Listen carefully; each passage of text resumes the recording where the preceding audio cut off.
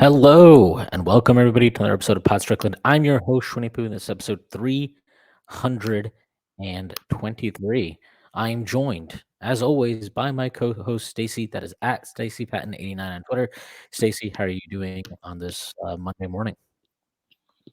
Doing pretty well. Just had a bacon, egg, and cheese. So, good way to start the week. Nice, healthy breakfast of champions, as I like to call it. I'm Before on we the get new started, James Harden diet. So. the soon to come James Harden diet. He's been on that diet. Before we get started, I do have to make a few announcements. The first being that the Strickland has an Instagram. Check that out. That is at the Strick.land on Instagram. We're posting all kinds of new content on there. The Strickland also has a YouTube channel where you may be watching this podcast. If you are and you haven't done so already, please hit like and then subscribe to the channel. That would be a huge help to us. The Strickland also has merchandise, which you can find on our website at www.thestrick.land. You can find all kinds of shit on there. T-shirts, sweatshirts, hats, coffee mugs, even water bottles, you name it, we've got it. Again, check that out on our website. The Strickland also has a Patreon, which you can subscribe to. There are a number of different tiers. There's a $6 tier that gets you access to Pod Strickland, this podcast that I host every Friday with Prez. You also get access to the Strickland mailbag hosted by Andrew Steele, aka Doug, aka the Doug Bag, that comes out every other week. You also get access to the Strickland Discord, where the conversation never stops. There are further tiers. There is a $9 tier that gets you access to Strickland Roll, my solo pod where I rant and rave about the Knicks even more. You also get access to wonderful premium articles by Matthew Miranda, one of the best in the business. There are further tiers. There's a $15 tier, $30 tier, $50 tier, and $100 tier. Those come with a variety of additional benefits like listening in on pod recordings and merchandise discounts, and even potentially go-hosting a podcast alongside yours truly one day, whether you choose to subscribe or not. None of this would be possible without you, and none of this would be possible without BetOnline. BetOnline is your number one source for all your betting needs. Get the latest odds, lines, and match reports for baseball, boxing, golf, and more.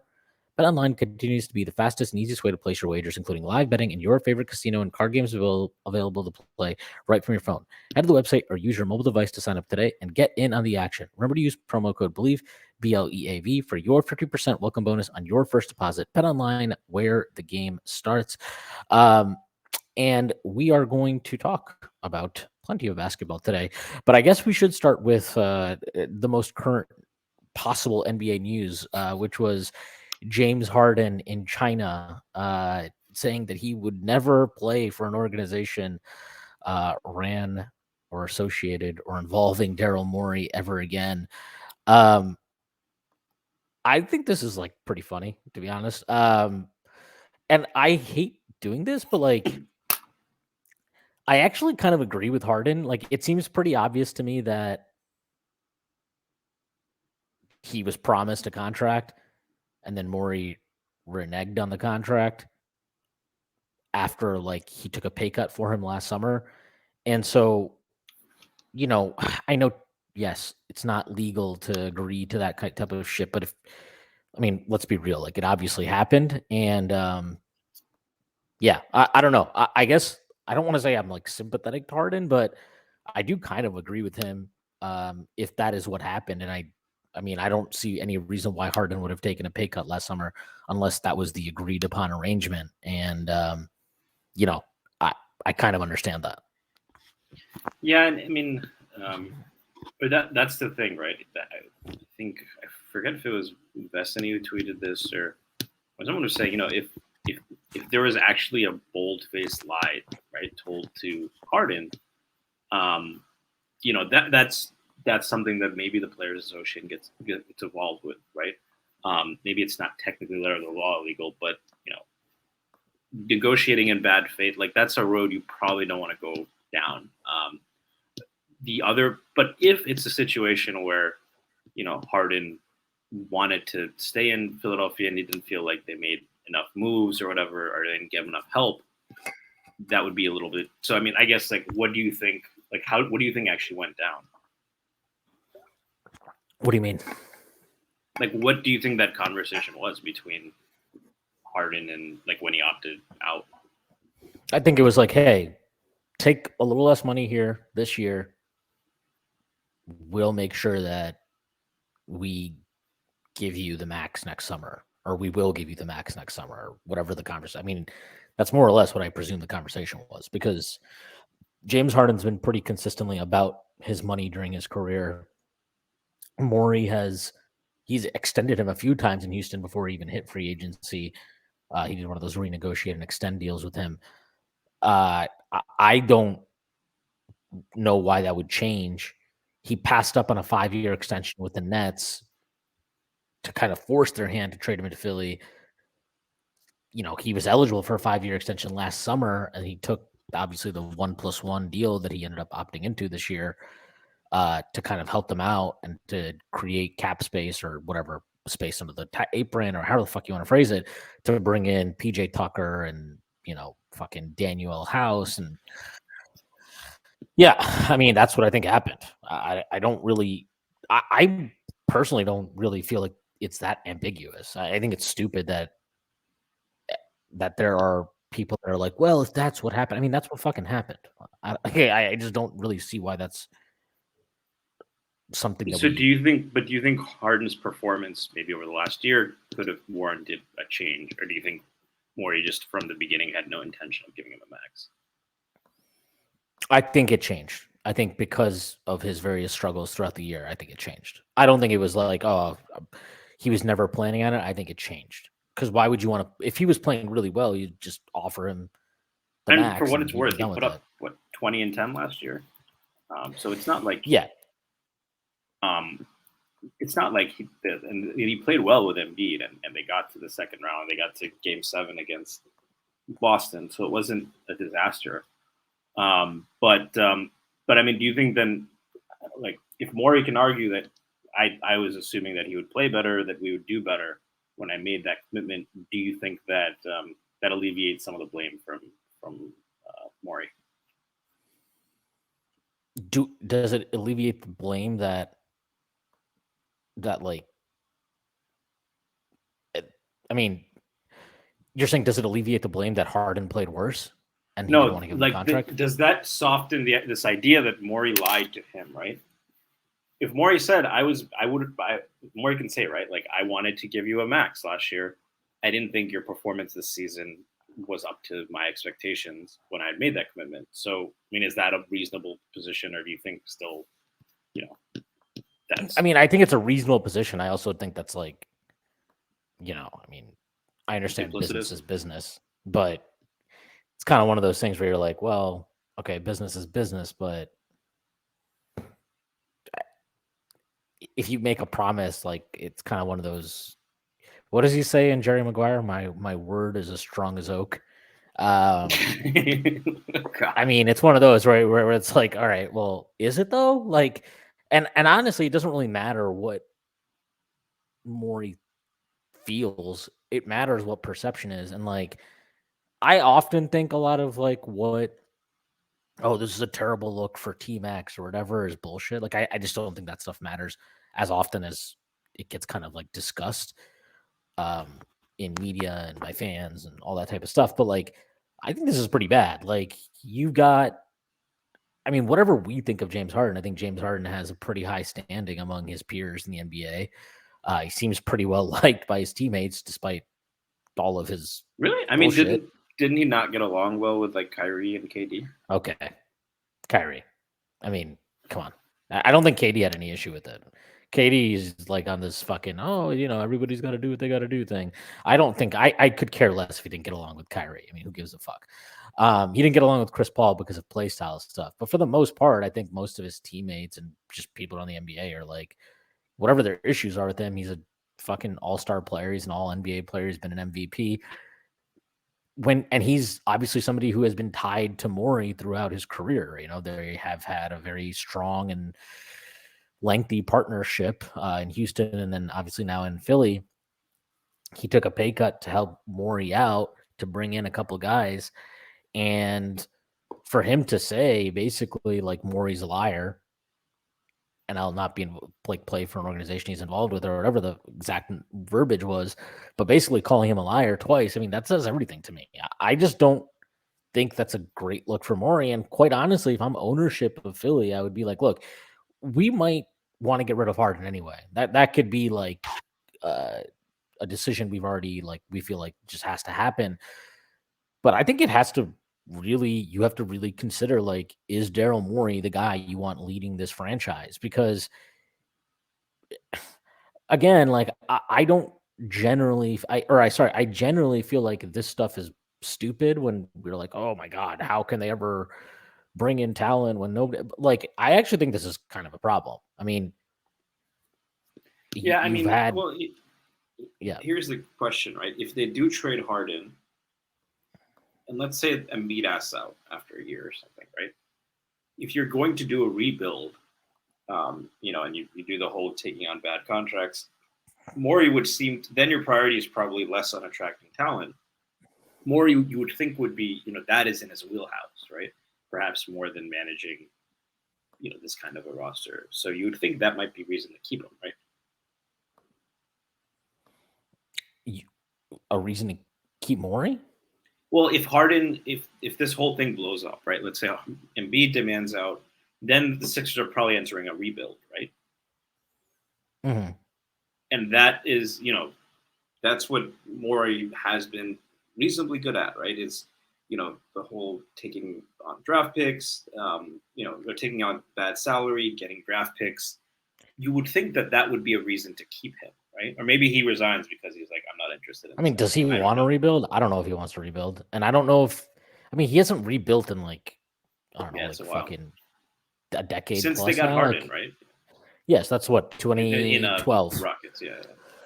So it's 2012. Like I don't know. I maybe he's still good at it. Maybe he wants to. I don't really think he wants to rebuild, and I don't really think I would necessarily trust him to rebuild. But I guess I mean I'd probably trust him to like deal Harden, and then that's about it. But like I would probably be done with him after that point because I also think the part that makes this tricky though is like one, you're just not going to get good value for Harden. Like you're just not, and he can sit there and play hardball if he wants, and that's cool. But like Harden's an expiring contract. He's not getting more valuable.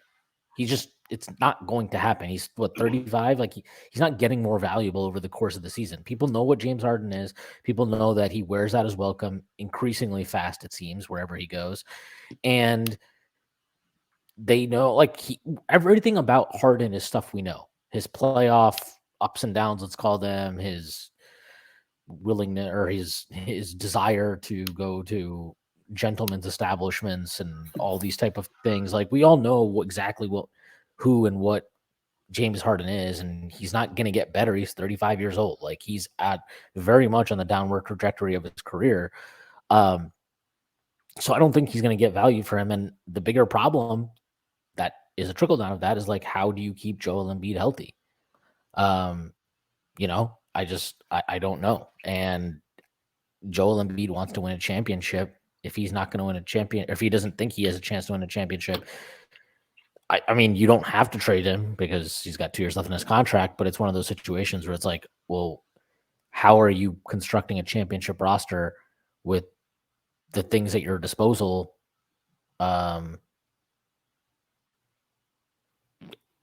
I just don't know. I don't know. You're trading Harden for probably pennies on the dollar, and then what do you have to put talent around Embiid? And I guess Maxey, if you want to include Maxey as part of as a core piece, like, oh, do you really have enough to do that? I don't think so. So, yeah, and I guess the question is, I mean, do you expect that Harden just isn't going to show up at this point? I mean, I know you don't know James Harden or anything, but it sounds pretty firm that he's he's telling the organization to choose between him and Morio at this point, or take a very poor deal. I guess so. One question I would have, I haven't read too much of the language. I know people have posted it. If it was proven that Morey promised him a max, right, and they had some kind of agreement, does that change at all, or could that change? Harden getting penalized for not showing up to work or something. I mean, there is a penalty. Like if he doesn't show up during the season or whatever at all, then he wouldn't be able to hit free agency next year. It's just how it works. I don't know the exact specific details of his contract. Yeah. It'd be interesting if he could argue that I was misled. I don't think he can argue that because that's just literally not a legal agreement that can be like it's. Yes, does it happen? Of course it does. We know it happened in this situation, but it's also not something that like is technically allowed. And I think yes, the Sixers would get in trouble, but I'm pretty sure Harden himself would also be in some shit too. So I don't think he would want to do that. But I think what he can do is just show up and be totally disruptive, be a malcontent, and there's really nothing that the Sixers can do about that. So, yeah, I don't know. But then he's I going to just cost himself quite a bit of money too, right? why? Because it's been last year he had a return to form, right? But for all the reasons you mentioned, like if he hits free agency next year, is anyone going to give him a 5-year max? Now, if he really balls out this year, maybe even wins something in Philly, that changes, right? So there's an incentive for him to play really well, and there is the negative incentive for him if he shows up out of shape or Well, acts I injured. think he can do enough to just like show that he can still play and then still not be helping you win basketball games to the level that he's capable of. Like, I don't know that those things need to necessarily exist or are Do you think mutually independent. if he has the same season he had last year, do you think he'd get a 5-year max? No, Yeah. So I think he needs to play at least that well, right? Which but like, I don't think he's gonna get 5-year max regardless. I don't think anybody's giving him a max anymore. That's really just like not going to be on the table for him, and I think he knows that, which is why he opted into his contract. that sounds like loser But energy, though, right? It's like, I mean, you can kind of prove like your worth, right? Prove that you still have it, unless he doesn't have that self belief anymore. But the dude just dropped 20 and 10, shooting 38% from three. Like, and nobody was going to give him a max. well, I mean, I think he can, if he thinks he can play better, even better than that, he's what, 34, 33. Like, if he really played at an MVP level this season, I think you don't think he would get a max at that point, even for 3 years, maybe. No, I don't. Like, I just don't think anybody's giving him a max. Like, he's not trustworthy. He clearly is willing to create problems as soon as he doesn't get his way. I don't think anybody's gonna give him a max. I really don't. Like maybe the Clippers if they trade for him, because that's different. Because then it's like, okay, well, we have to retain the asset. We're capped out. Fine. But like, I don't think he's gonna hit free agency next summer, and all of a sudden, I really don't know. I don't think it matters how he plays. I just cannot see a team being like, well, let's give him a 4-year max. Let's go. Like, I just I think don't if he see was that. to, I do think if he was to play like an MVP level or like an All NBA level this year, it would one answer some of those questions, and two, I think it would also say like, well, the decline isn't coming, and he has the kind of game that in theory should age well, because he's not as reliant on like brute force athleticism. So I guess I disagree there. I do think that like But I his do game think he could hasn't earn aged himself. well. Like we know his game is not aging Well, that's well. because Like he I he's mean, still reasonably it's efficient and he can pass. yeah, Like he can do but those things. he can't get to the rim like he used to. He doesn't finish at the rim like he used to. I mean, he's always been a terrible he's been a terrible off ball player basically since he left OKC. Just an unwilling or uninterested off ball player since he left OKC. He's a very, very he's a player who's become, I mean, he always has been dependent to a level on drawing free throws to buoy his efficiency. Like this is what he is. He's not a good defensive player. His defense isn't going to get better. You know, it's not like he's going to morph into some effective defensive player um, doing that. So I don't know. I'm I don't think that deal is out there for him in any fucking scenario. And I don't think it's unreasonable for him to be like, I don't think facing your basketball mortality and being like, yeah, I'm probably not going to ever play at the level I used to play at. You know, he's 33 going on 34. I don't think it's unreasonable or even necessarily loser energy for him to be like, yeah, I'm probably not going to be as good as I was when I was 30, you know, because that's just like how shit works. Um, and he's played a lot of minutes. He's played a lot of games. He's, he's put a lot of mileage on his body, and I just think it's okay if he's like aware that max contract is not really out there for him in any situation. And I think that's exactly what the market told him. I mean, like you said, he had a good year. He had 20 and 10. He didn't really create much drama or anything for the Sixers this year. He had 20 and 10, good efficiency. I think he led the league in assists, right?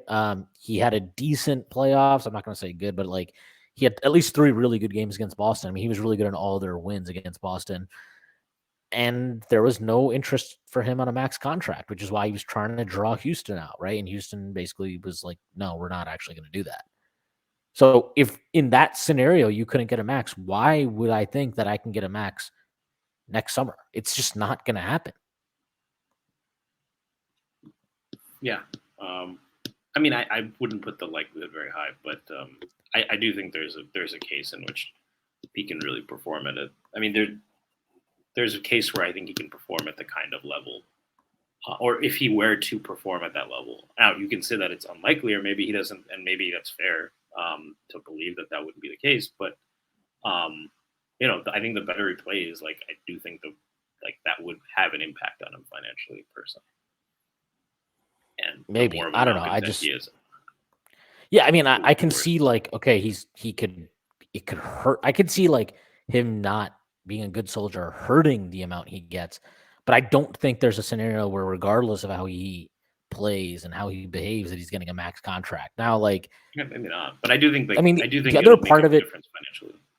Yeah, but the other part of it too is like if he acts out and he's a malcontent, he's just there and he's there, but he's miserable. He's doing James Harden stuff and he's super disruptive on and off the floor or whatever.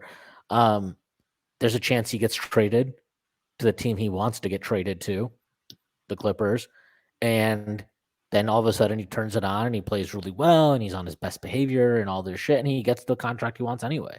So like I don't think it's a zero-sum game. I don't think it's like, oh, he either shows up and he plays ball and he's a good soldier and he's on his best behavior and then he'll get rewarded with a contract from whoever in the offseason, or he's a malcontent and he will get punished for his salary after finishing the year in the Sixers. Like I think he could get traded and then earn the money that he wants back. Like I just don't think it's as cut and dry as that, because I think there are a number of ways this can go. And the reality is the Embiid situation makes it even more difficult. Like, are you really going to sit there as Daryl Morey and be like, I'm going to just play chicken with Harden? And I mean, it doesn't really matter what they do at this point. They're going to have wasted another year of Embiid's prime.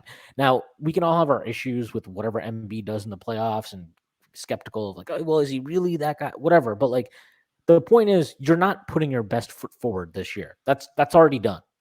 There's no chance this team, as far as I'm concerned, there's absolutely no chance that they contend for a championship this upcoming season, because you've already just poisoned the well. I just cannot see James Harden giving enough of a shit to even give you a chance. And like last year, they probably had the best chance they're going to have in a while, and they blew it. So I don't necessarily I don't think they're going to have that chance again. I don't think they're going to have a chance in an East where, Giannis breaks his back in game 1 of the playoffs and you play a Boston team that's super up and down, and maybe Boston will continue to be up and down. Like I'm not super high on what Boston did this offseason, but like things broke in a way that were pretty favorable for them and they still couldn't capitalize. So I just don't really see how this situation is tenable for Morey.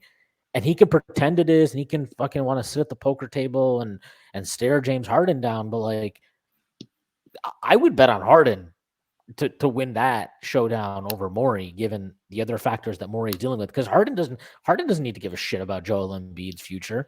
He doesn't need to care about proving himself to his employer. As far as like, the thing we have to remember is Daryl Morey is also looking for a new contract. He's got one more year after this upcoming season.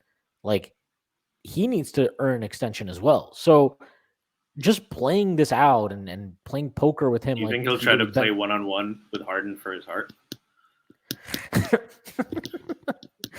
Yes. But like, I don't know. I think that it's a lot easier to do this with Ben Simmons in a situation where Ben himself had very much lost the PR battle already and had very limited leverage in that sense. And I think this is a totally different ball game to that. Yeah, that's fair. We will see how it plays out. Do you think this has any impact on the Knicks? I mean, you'd have to think the Knicks look better in the division and in the conference, right? I mean, I personally just, I maybe I'm wrong. Like, we'll see. Sometimes these situations don't end up hurting on the floor as much as you might think, but sometimes we see teams that just like we saw this in Minnesota, right? When Jimmy Butler clearly wanted out and he did basically everything he could to get out of there. They started that year, I think, like 8-11 or something like that. They were not, but they had been a 50-win team the year before. They were 8-11.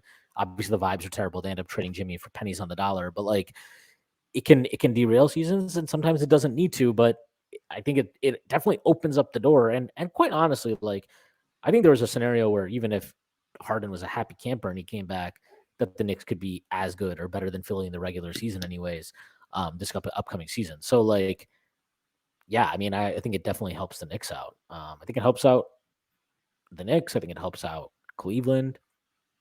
I mean, it makes life easier for Boston, for Philly. It potentially helps out Miami. Like, I mean, Miami's got a lot of shit that they're dealing with too, like unknown stuff. As far as they obviously they've not traded for Damian Lillard yet, so we'll see if that gets done. But like, they were the 7 seed, right? Like this helps them. I mean, this helps every team in the East because it just creates uncertainty for a team that, I mean, did I think they were going to be a contender this upcoming season? No, but if you had told me they were returning most of their same team, like I would have been like, okay, well, yeah, they're a definite top 6 team. And I don't know if I don't feel that way now. Like, I guess I would say I still feel it's more likely than not if everything stayed the same that they'd be a guaranteed playoff team, but it definitely makes it a lot more of an uncertainty, of a lot more of a risk. So, yeah. Do you think it affects the Knicks from a transactional perspective? Do you think they trade for either of them, Harden and Embiid? Do you think they knock on the door and see if the Sixers are willing to trade someone like Maxey? No, I don't think Maxey's going anywhere. Not right. Not for whatever the Knicks would want to trade for.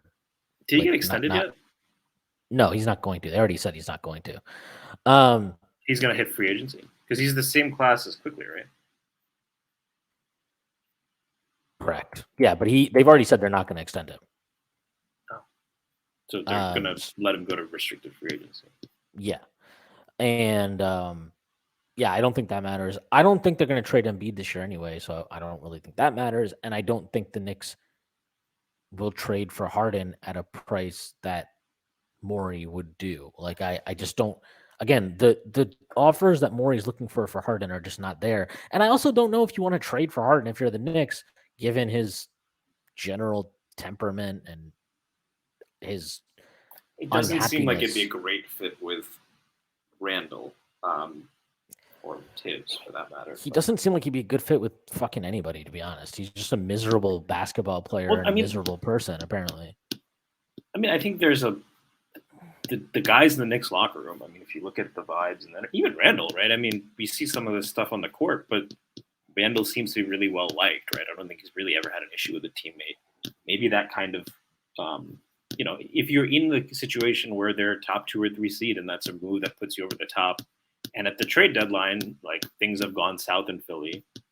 I could see them, if it's just like a first or something and one unprotected first, and then like I don't think they'd trade any of the young guys, but if you can get him for like pennies on the dollar, which might end up making sense for Philly, I guess I could see that. Yeah, I don't know. I'm just not because I will say secondary shot creation next to Brunson is a problem in the playoffs right now still. So I don't think like James Harden helps you. Even as a secondary shot creator next to Brunson, I guess I would disagree with that. I'm so uninterested in James Harden. This is declining star, constantly unhappy, sucks ass on defense. It would be a rental, and then you'd probably be kind of getting into his twilight years. But if it puts you over the top this year, and it's like he's not available. When has James Harden put anybody over the top? When has that happened? Am I like missing a part of his career where he like heroically led a team to a championship or even got to an NBA Finals as a lead guy? This guy is just a fucking regular season player. He'd be the lead.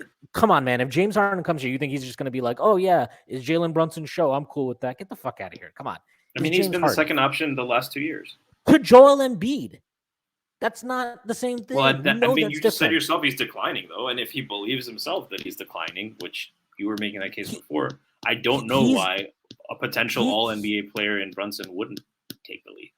Jalen Brunson is not. I love Jalen Brunson. He should probably have made an All NBA team last year. At least he should have been an All Star last year. He has not achieved either of those distinctions in his career.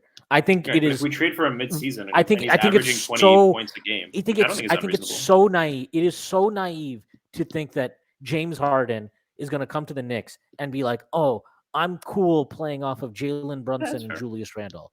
Like, I would imagine the team would have done their homework, but that's a fair concern to have for sure. It's just they can do their homework. Who do you think is the better player right now, though?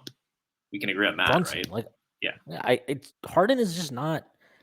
He's never been a player I believe in the playoffs, and that's even become more the case the last couple of years. I mean, even last year, he's definitely not a guy I would trade for to be like the guy. I agree with that 100%. Especially he's just not the guy I'm trading for to put me over the top, because if he's not capable anymore of being like this insane offensive fulcrum that he was in the past, I just don't see how he fits into a championship team. Like, he's not a good second option because he doesn't want to play off ball, and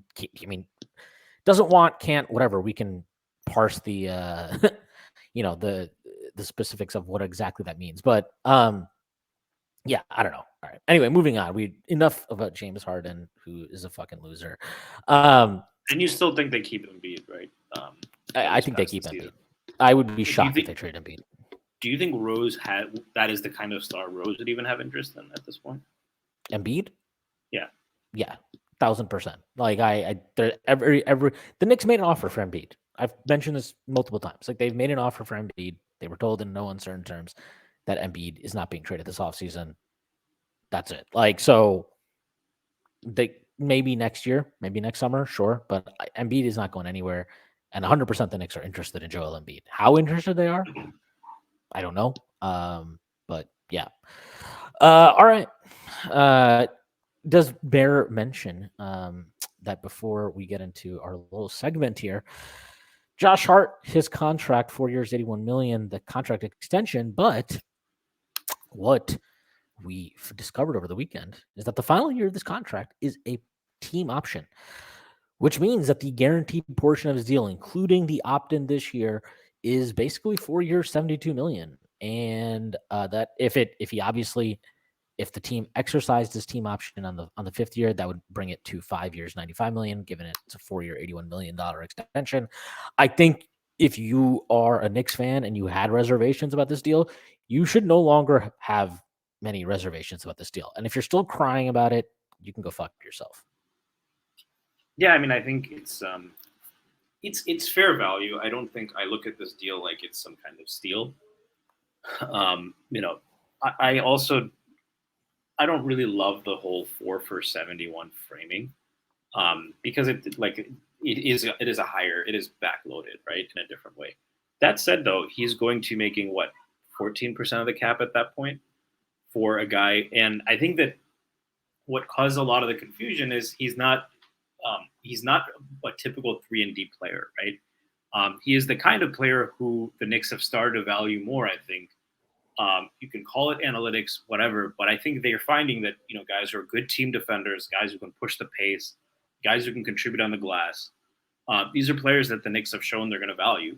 There's another one in that vein, more of a shooter, obviously, than Hart, who's up for extension.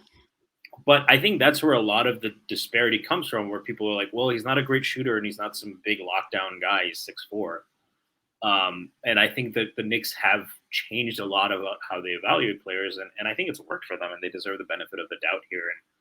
And we've seen Hart has, in previous years, he's been a guy that has had a pretty big impact. He can even fill up the scoring column when needed, right? He can get to the rim at a pretty high rate. So I'm happy with the deal.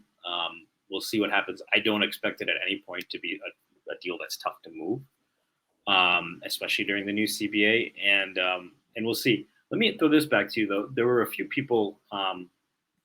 There was somebody who tweeted about how the Knicks have the most money dedicated to non-max players or something like that, or like middle range. And so the idea is that they're spending all this money on mid-tier prospects when the conventional wisdom has been guys on maxes are the only ones who outperform. So if you're overpaying for role players, that's not great. What are your thoughts kind of on that? Do you see that as a problem at this point? No, I don't think it's a problem. And I really don't understand that at all, to be honest. I think there's just a lot of people that have been and are very, very anxious for the Knicks to trade for star player X. And until they do that, everything will be like, oh, this is okay, or this is not that inspiring, and this is just, it's like, oh, well, we're waiting for the other shoe to drop. And like, I don't know, maybe just fucking enjoy a good basketball team, like in real time. Like I understand that, we all want the Knicks to win a championship, and to do that, you maybe presumably need to get another star in the building. And obviously, part of getting a star is trading out some of these contracts that can be combined, and good, turning 4 quarters into $1 and all that type of shit. Like, I get that, but I really don't understand why you would think this is a problem right now. Like, the cap is going to continue to jump, which isn't to say that this is never a concern, but like, personally, I just think that there's more to how this team can improve moving forward than acquiring a star. There's more options than that. There are ways to move salary around. There are ways to do things. I just don't think it's really worth concern, or it's really not worth being concerned over to this extent. So, Yeah, and it's a slow know. off season. I think people are overreacting to a lot of things. But like, it's a world where Dylan Brooks got 4 for 80. And if you look at some of the other players who are making 14% of the cap, what you're going to see is a mix of sixth men, like backup guards, or guys like D'Lo even. And yeah, like, Hart probably isn't going to be the highest scoring guy in that group. He's not going to be the best 3-point shooter. He's not going to be the most versatile defender, but he plugs so many holes and he contributes in so many ways. It's not, you can see that's what they're valuing as well, and that's the direction they're going. I think that's a little bit of a point of contention as well. What bearing do you think it has on the Quickly extension? None. Why would it have any bearing? This is the other thing. I feel like, again, people are just always trying to find, like, oh, what is this? Was like when we signed Dante DiVincenzo this offseason. Oh, does this mean Quickly is going? What is the next? Holy shit! Like, are they playing 5e chess? Like, maybe they just signed Dante because he's a good player, and maybe they just extended Hart because he's a good player, and maybe they're probably going to extend Quickly because he's a good player. Like, I don't. It doesn't. You had mentioned before. You had mentioned before you would assume that Quickly wants more than Hart. He's going to. So does that raise that number? No, the number is 472 that he's locked into for the next 4 years. Even if you want to use just the extension number, which is 358, Quickly's going to get more than that. He's going to get more than $20 million. He's going to get at least $20 million a year. He'll probably get a little bit more than that. Like, he's going to be above this, so it doesn't affect that at all. And he was always going to be above 20 million to me. So I don't think it affects that at all. I think people are just desperate to get angry about something. I saw a lot of people like, oh my God, this means they're not extending Quickly, which makes no fucking sense because he's quite literally extension eligible until the season starts, more or less. And also, like, last year, they extended RJ in September, October, right? So. They basically extended RJ on Labor Day weekend, which is right before the Donovan Mitchell trade went official. And more importantly, like, right after the Hart, Ian Begley did a video right when Hart extended, and he was like, yeah, this doesn't really impact Quickly.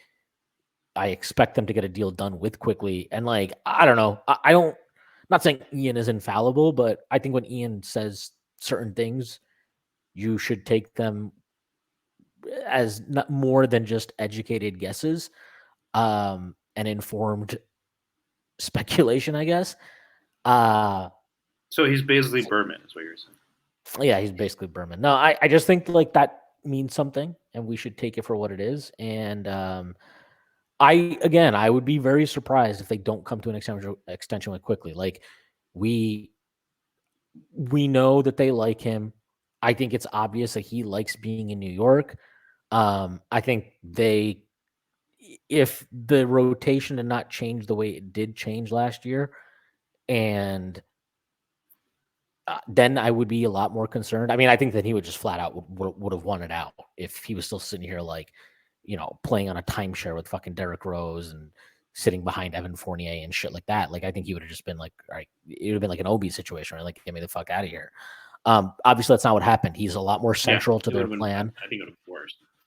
Yeah, I mean, I think he's pretty clearly central to their plan. I mean, I think this is actually kind of telling. Is it's a fair criticism to point out like he struggled significantly offensively in the playoffs, but I also think it's worth noting that like, guess what? Like, I don't want to turn this into an RJ versus Quickly thing, but we've talked about this before. Like, I think Quickly, at least to this point in time, has been a more impactful player. And I think it's worth noting that like when Quickly's offense went to shit in the playoffs, the Knicks team offense went to shit in the playoffs. And that even is with RJ playing at I think what we would all say was like at least a solid level, if not a little bit better than that offensively.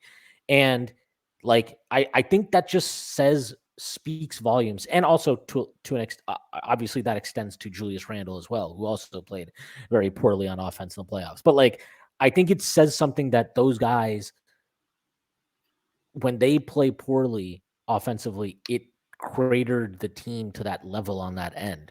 And even amidst that, as we've talked about, like the Knicks still won Quickly's minutes pretty handily because there's value to what he does defensively that can't necessarily be neatly captured in a box score. So like, I do think it is worth noting that. And like, if anything, that's kind of like, it's weird. It's like a reason to pay him, but it's also a reason to justify not giving him, like maybe 25, 30 million a year, right? Where you're like, well, like, look, you didn't do it in the playoffs. So I can't just pay you for what we hope you can do and what your impact is. But like, I guess the point is more like, in his postseason failure, we did also get more evidence of how impactful he is, and how much he is a needle mover for the Knicks. So, I think the deal will get done, and I think that, again, I'd be kind of surprised if it didn't. And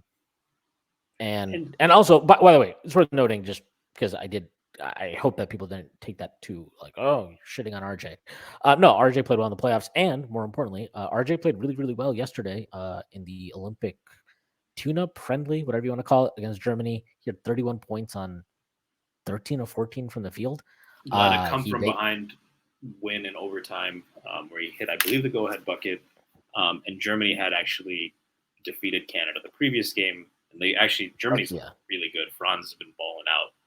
So not only did RJ play really well, missed only one shot, he was the best player on the floor. On a floor that included Shai Alexander, Franz, a lot of other pros as well. Yeah. So yeah, RJ dominated. I mean, SGA was terrible and RJ was really good. So that should I'm not, again, like, stop the count.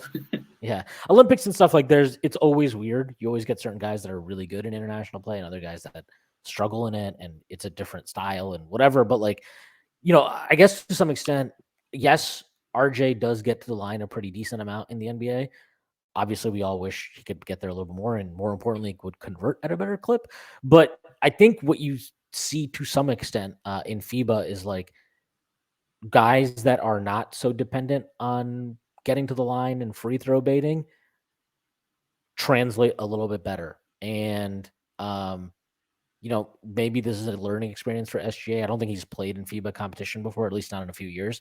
So maybe he's adjusting to how the whistle is. And maybe he'll be better off for it when the Olympics or not the Olympics, sorry, the World Cup actually starts. But he's definitely struggled with that. And RJ, whatever you want to say to him, he plays through contact. He's consistently played through contact in his career, and I think you see some of the benefits of that, or you're seeing some of the benefits of that. And also, shout out Jalen Brunson, who went 9 of 9 for 22 points and 5 assists. Amazingly, for the first time in his career yesterday, did create for teammates. So shout out for Jalen Brunson for achieving that. Yeah.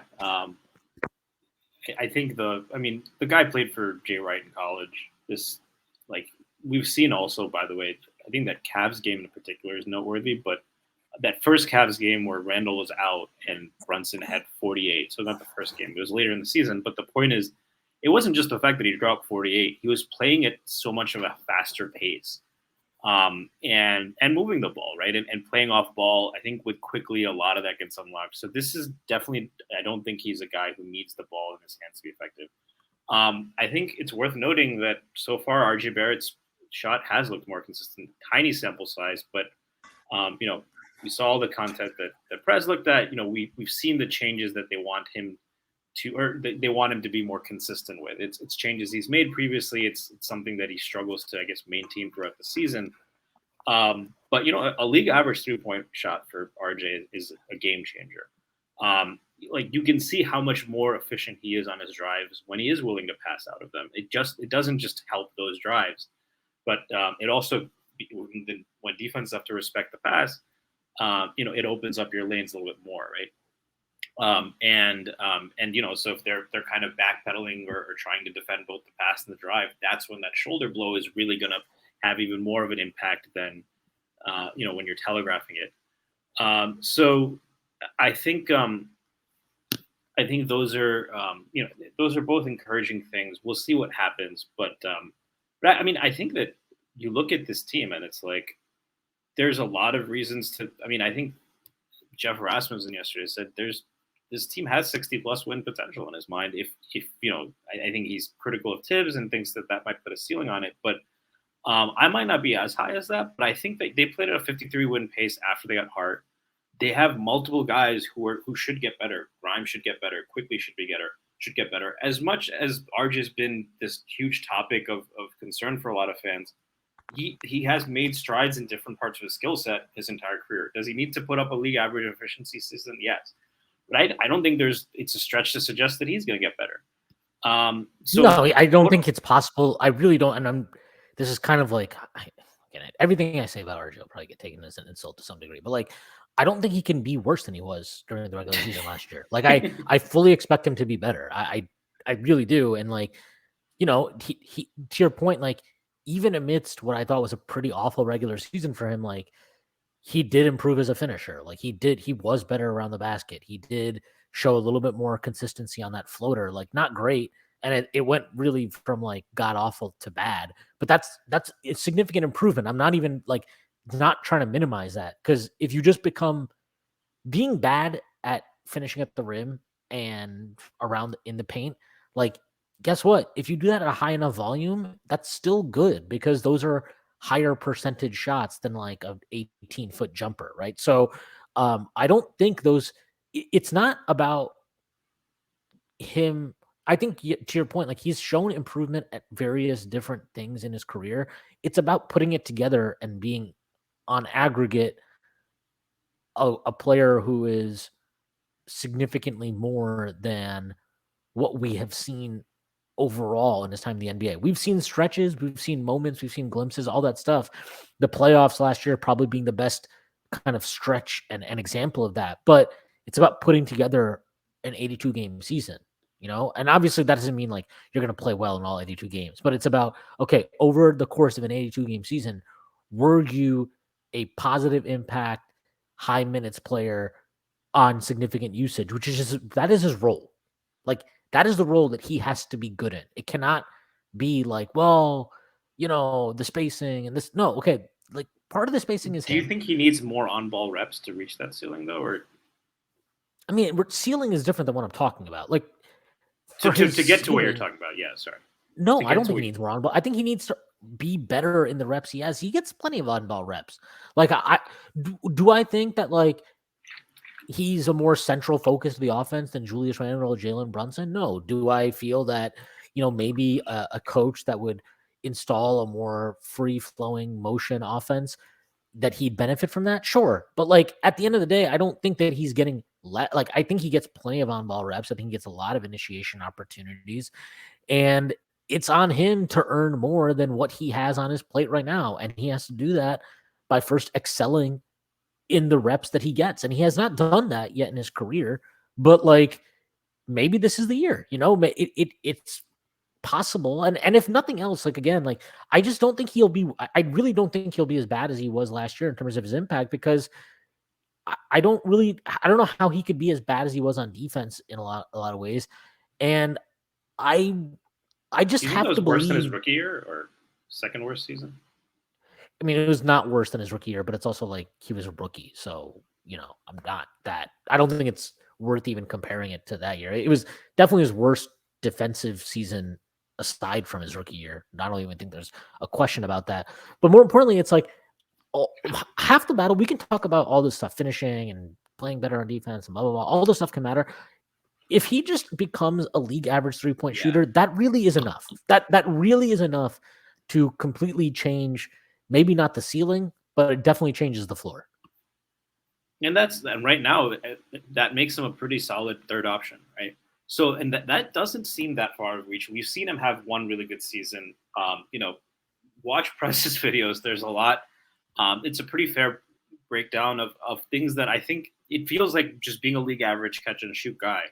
Even if he never develops a pull up, to your point, he does need to get a little better in defense. But being that third guy or a pretty positive impact player isn't that far. So if you look at all of these guys, even guys like Hartenstein and Mitch are not like. I mean, Mitch maybe is what he is, but he's added to his game. He's gotten started on defense. I mean, the way he played in that last game against Jokic, forcing 6 turnovers. I like Jokic usually destroys him. Those are the types of guys that destroy him. So this team can get better. And so, yeah, I mean, it'll be really interesting to see, how far can this team go without a star trade? I did want to ask, kind of, especially since we were just talking about the contracts, but I think a lot of what people have talked about is in 2 summers when Brunson and Randall are both likely to be free agents. That could be where it gets tricky. The Knicks lose flexibility if they get to the second apron. Could you talk a little bit about, let's say quickly gets 4 for 100, right? I'll be conservative there. How do you see? Because there's people who are like they're going to be really screwed with that Randall and Brunson summer, and are they going to pay Randall $50 million? Things like if they end up getting close to the second apron after the quickly extension or whatever, not being able to improve. I'm not very well versed, as you know, in the cap and those kind of things. Could you talk about the situation as you see it and kind of what you think the implications are going forward? Of quickly getting extended? Of just general the cap situation, right? From here until whenever Randall is a free agent and Brunson will probably opt out, I mean, the Knicks are going to be over the cap. That's just the reality of the situation. They should be under the. They might be. They could very well be a tax team next year. They could very well even be over the first apron next year. They'll almost definitely not be a second apron team next season, and I imagine they would want to avoid being a second apron team until they have to. Until they do cash in their chips for a star, or if they do that. And the implication of second apron is you can't make trades, right? Or you can't. Well, you can make trades. It's I don't really want to go into the super specifics of it, but the second apron, if you're in the second apron for 3 out of 5 years, your pick 7 years out is frozen, so you can only trade 3 first, not 4 first. There's different. You have to take in less.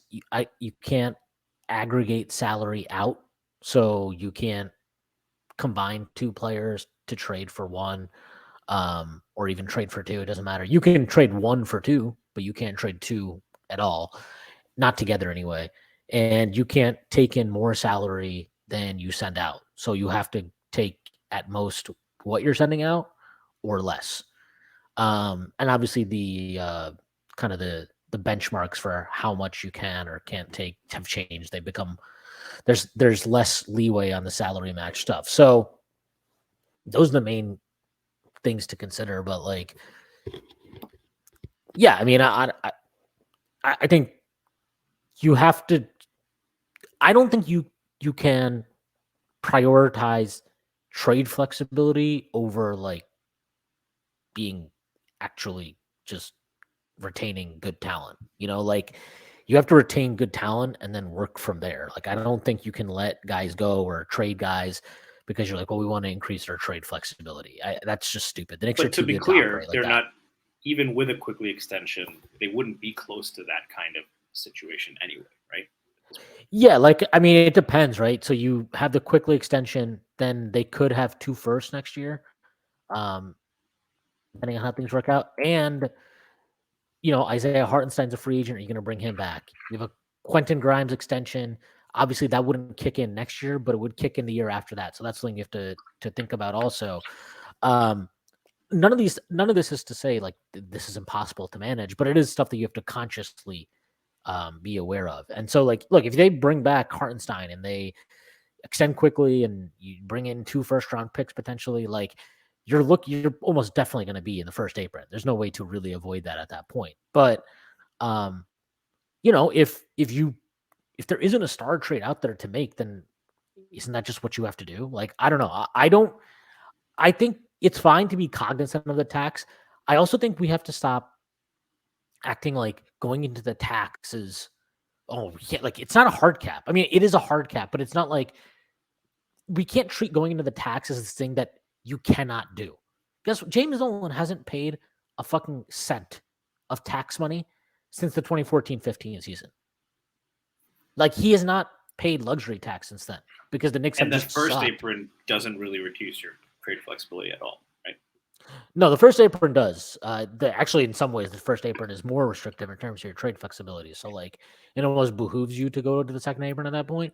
The only advantage you do get is, like, if you're a tax, you can spend the full MLE, basically. I really don't want to get into the specifics of the CBA. I'll save that for Jeremy Cohen to do at some point in time. But like, yeah, the first apron is restrictive in its own way. The second apron is restrictive in its own way. In some ways, the first apron could be perceived as more restrictive when it comes to trades. But like either way, I don't think the Knicks can be in the business of like letting talent go out the door unless you have a way to like, replace it. So for example, Hartenstein, if you don't think Hartenstein is worth going over the first apron for, let's say, okay, that's fine, but you need to have a plan for replacing a guy who I think is at least, he's one of the best, if not the best, backup center in the NBA. So you have to have a plan to replace that because he's been a very impactful player for the Knicks. So those are the things you have to weigh and consider. But like, don't value trade flexibility over retaining good talent. And there's always ways to get around it, right? Like if you need to shave money, okay, I'm sure you can find a team that would just take like give us a first round pick for Emmanuel quickly. Okay, I'm sure that there is a team that will do that. Like I think there's always ways to shave money off your books if you need to. So I wouldn't worry about that too much. And then kind of with Randall, what do you I mean, if he's up for extension in 2 years and is going to want $50 million, do you think that's a sign they are going to trade him at some point? I have no idea. Maybe like if he plays well in the playoffs or something this year, then that changes your calculus. I don't think they can know for sure, but I think they will know for sure after this year, one or the other. And also I'd be like, who's going to give Julius Randle $50 million? I don't see it. Like I think he is Chelsea Clinton. Yeah, right. But I do think he is. To me, he's very different than Brunson. I really don't know that there's another team in the NBA that would show the patience and loyalty the Knicks have showed him the last couple of years, and I don't know if a team would be comfortable throwing $50 million at him. So I kind of think, I'm not to say this is a discount but like, could you get him at like 4 years, 40 million or something like that? Is that worth it? I don't know. Those are things you have 4 to years, really, 160, you mean, right? Yeah, right. So, I don't know, but I don't see a team being like, oh man, we'll just fucking pay up to get Julius. He's very different from Brunson to me. All right, let's go into what we're going to do today. And what we're going to do today is we are going to be ranking the 5 best and the 5 worst moves of the Leon Rose era. So I guess we'll start from. So it's when we're talking about the best moves, we have to start from the worst of the best moves going to the best of the best moves. And when we're doing the worst moves, we have to start with the best of the worst moves all the way to the worst of the worst moves. But we're going to go 5-1. So let's start with what do you think was the 5th best move of the Leon Rose era, Stacy? Actually, why don't we do this? Why don't you just tell me your top 5 in order of the 5 best? I'll tell you my top 5, then we can talk from there. Okay. Number one is Jalen Brunson. Um, Signing him to that is just right now the biggest steal in the NBA. Everyone said Leon Rose needs to bring a star here. Did that. So number one is Jalen Brunson. Number two, I'm still going to say is drafting Emmanuel quickly. 6 Man of the Year candidate, one of the most impactful players. Number three, I'm going to say is drafting Quentin Grimes. Very impactful player again. Number four, I am going to say is I'm going to say just because of the cost and how much it mattered for getting the Knicks their first playoff appearance, I will say Derrick Rose. And then number five, I would say Randall's current contract looks really good. So I'm going to actually say Randall's the current contract.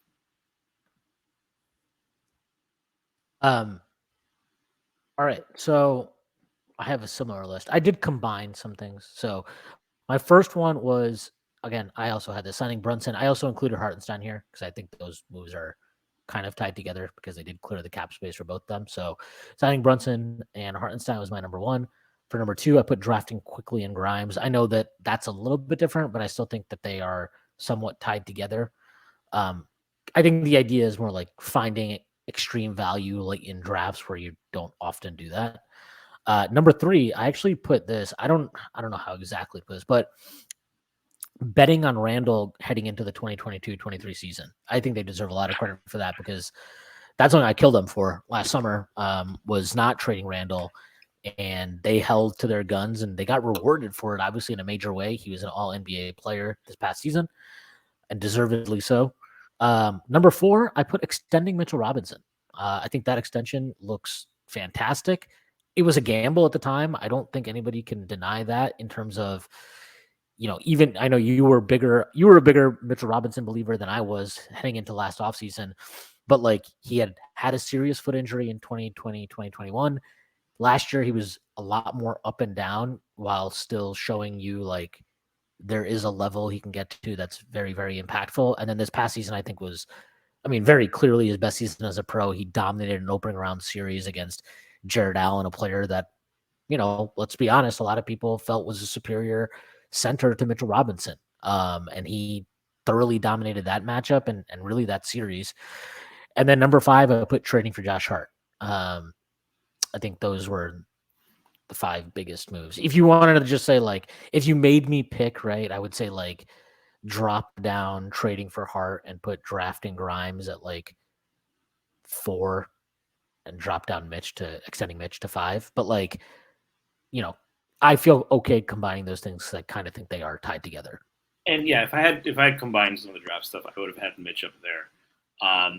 I think the Hart trade, I'm probably a little bit lower than. I think it was more fair value than like some kind of a great steal. I'm curious, you didn't have the Derrick Rose trade, even though that cost virtually nothing. Is that something? Is that something that because it didn't work out for more than a year, you don't care that much about, or you just? I'm curious about that. Sorry, can you say that again? I'm curious. You cut out there a little bit at the end. You didn't put the Derrick Rose trade. Yeah, I was thinking about that. That's I think the only place where we defer.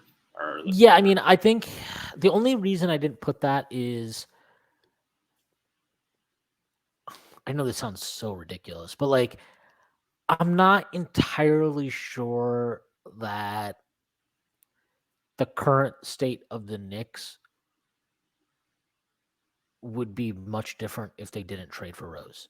Whereas I think all these other moves are significant needle movers they weren't just needle movers in the short term, they were also needle movers in the aggregate, in like where the Knicks are today and how they project moving forward.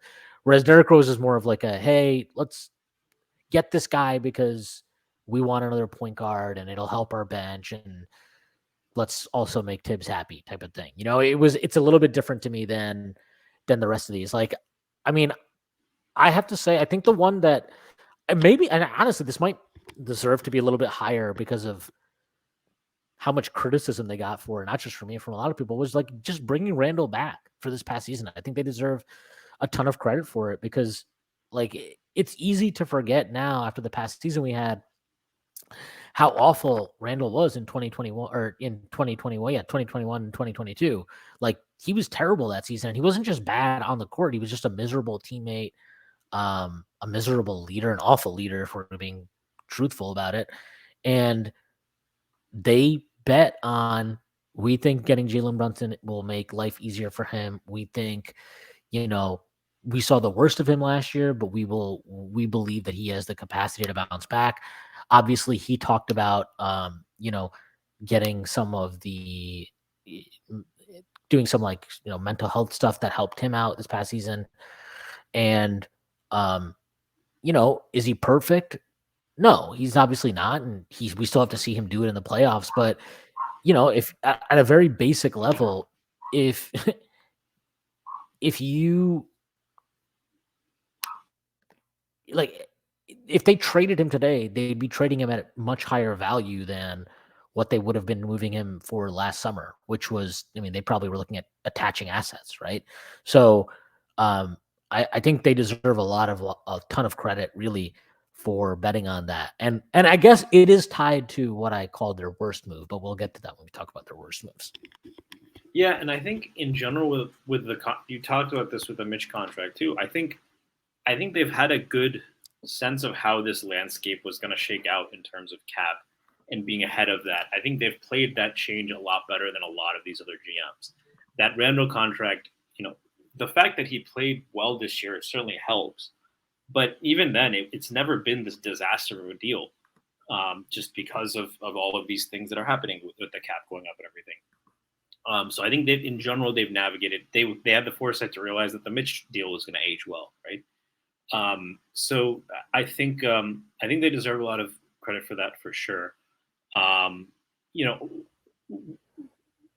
What would you say? I guess what would you say if you had to just say like those 5 best moves? Would you call them high impact? Compared to are those when's the last time a front office had 5 moves of that caliber on this Knicks team? It's not been since.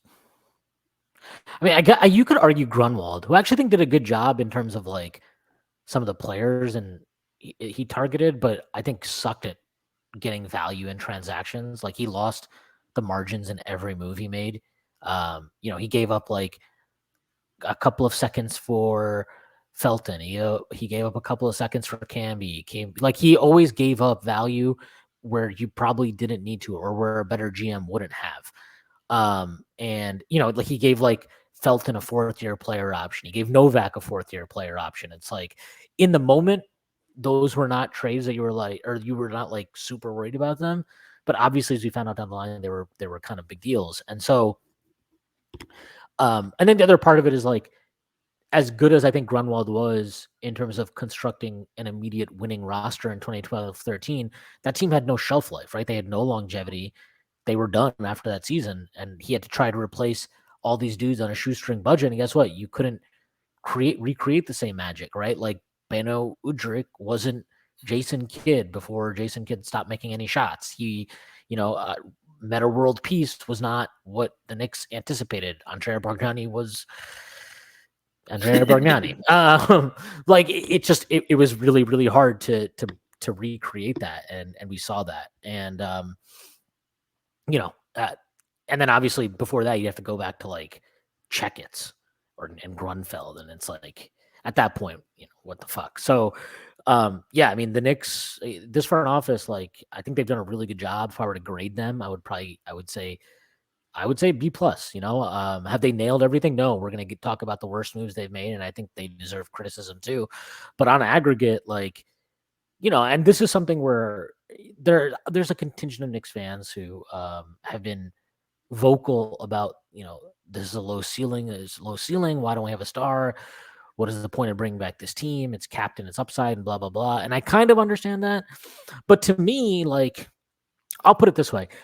Do I think the Knicks front office believes that this roster is currently constructed as a championship contender? No. But do I think that this front office believes that the young players that are currently on the roster are actually good and are actually capable of helping teams win basketball games and are therefore comfortable more aggressively chasing after players who can help win basketball games and are operating like a win now team? Yes.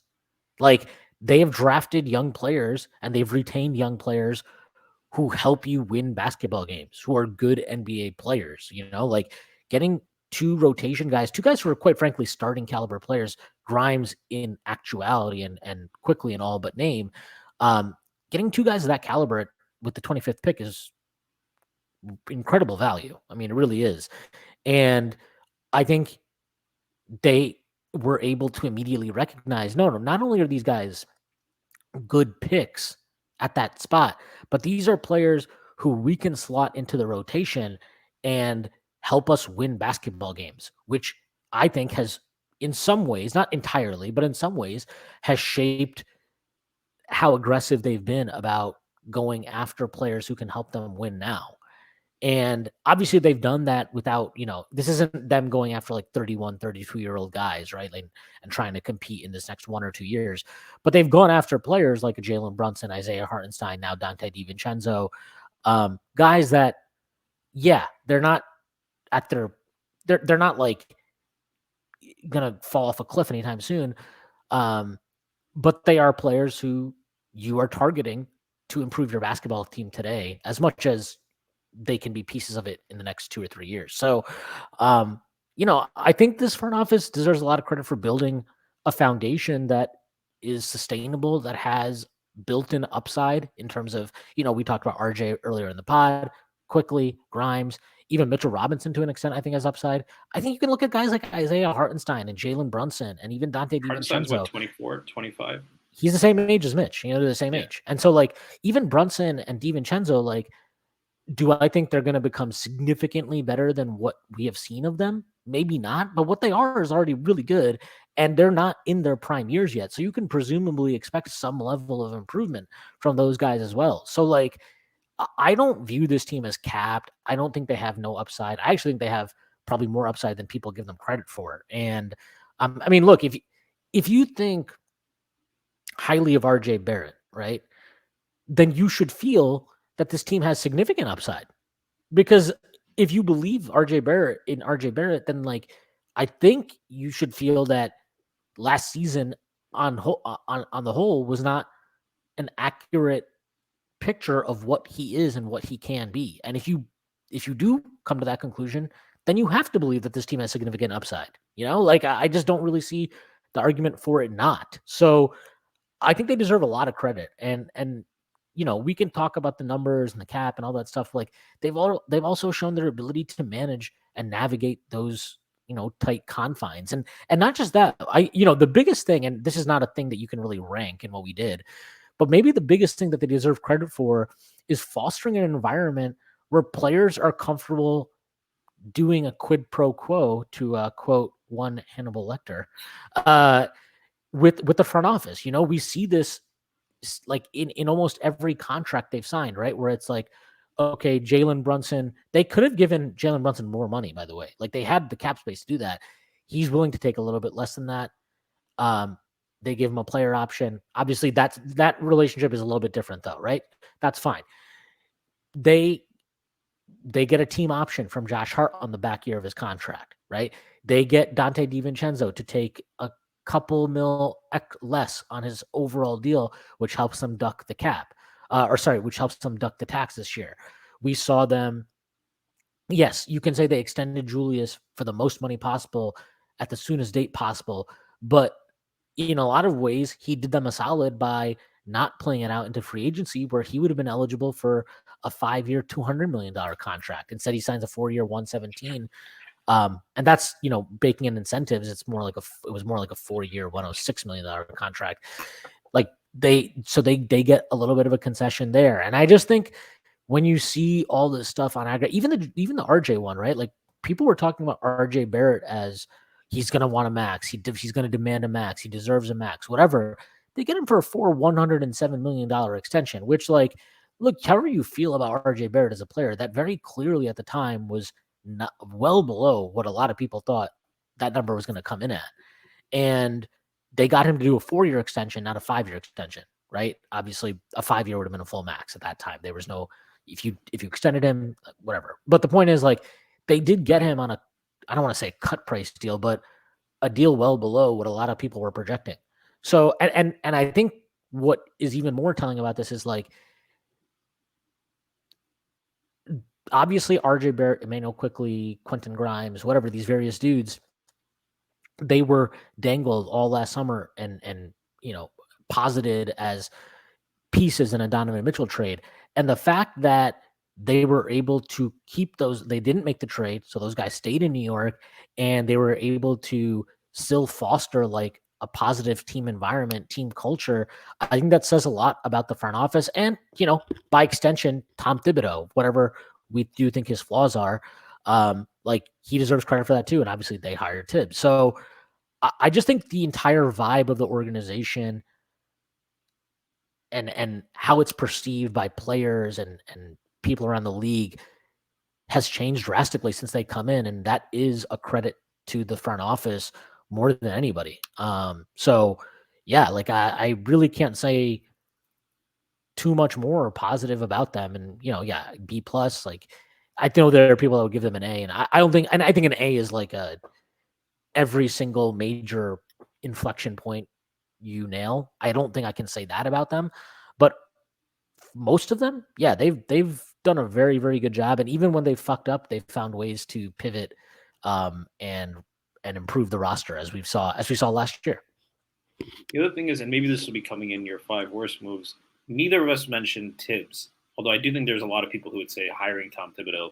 And look, I didn't like the middle season at all. The fact is, he's gotten out of a guy who would never come close to an All NBA team. He's gotten 2 All NBA teams out of him. He's got a team that was a laughingstock to 2 playoffs in 3 seasons, including and the first playoff series in a few years. I'm curious why would and I think he to the extent that all of these other moves have worked out, as you kind of hinted at, Tibbs does deserve some credit. Whatever else you want to say, I think the player development has clearly been really good, and he certainly hasn't hurt it. And if you look at his track record, young players do tend to get better, even if they don't always get the kind of minutes you'd like. I'm curious, Tibbs was hiring Thibodeau. Did you consider that as one of the top 5 moves, and ultimately why didn't it make your list? Hiring Tibbs? Yeah.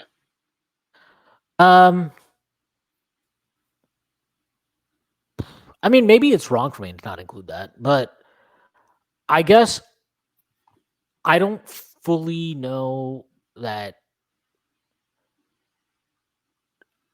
I don't think Tibbs was so unique as an available head coaching prospect that what we have seen this team become and develop into is down to him. And quite frankly, like in the 2021-22 season, we saw some of his absolute worst tendencies. We saw some of his absolute and tendencies that I think really could have. I think we're lucky in some ways that a guy like Emmanuel Quickly is wired in the way he is, because the management of him during that season was absolutely ridiculous. And whatever you want to say about RJ Barrett, the fact that it took until like end of December for him to become a clear-cut, more central focus of the team's priorities than like Evan fucking Fournier is that could have been a thing that was a lot more problematic than it was. And I'm not like, if you want to say Tibbs gets these guys to buy in and he deserves credit for some of their mentality, I guess, sure. I don't really totally agree with that. But I just don't know how important he is to their entire overall turnaround. And I also maybe am punishing him wrongly for feeling like he has taken this team as far as he is personally capable of taking this team to go. And I guess that's part of it too. And I'll look, we'll talk about this in the worst things. I'm not going to blame him for it entirely, but his management utilization of Obi Toppin was ridiculous. Especially this past season, like honestly ridiculous. And I do punish him for that because I do look. We'll talk about it when we get to the worst ones, but I think that's one of the more significant errors of the Leon Rose era. Yeah, and I will say this, right? Going back to that Obi pick, like it seems like Brunson is, I think, one of the top exhibits. I don't think this is a guy that wants to slow the ball down, and I don't think he wants to play Harden ball, or he doesn't have to for sure. I think a lot of these guys, they just signed the guy off the freaking Warriors, right? Who was very much that kind of player there. The way that they have built this team, it's curious if not only is it something that Tibbs can't get the most out of, but it's almost a diametrically opposed type of style to what he wants a lot of. So I think that that's also what mitigates it. It's like it does seem like this marriage might have an expiration date, especially with what the front office seems to think of the game. I don't want to go with modern versus not modern or whatever, but they've tried to go out and get shooters, tried to go out and figure out ways to play with more lineup flexibility, a little bit more smaller on the perimeter, and Tibbs not being able to take advantage of that or kind of leaning to the opposite direction from some of that would be a little bit damning. I mean, those are some of the reasons why, and I totally agree that with how well they've done with this roster, there are definitely coaches that could have fucked it up. I don't think we just had David Fizdale before Tibbs, so it's certainly not to say that would have been an easy job. But if they had hired a guy like Kenny Atkinson, and if they had drafted this way, it's not unreasonable to believe that the Knicks could have made pretty significant strides, if maybe not winning a playoff series. So. Not to say I want Atkinson or anything, but like I think to your point that Tibbs wasn't some unique guy that only he could have done this for sure.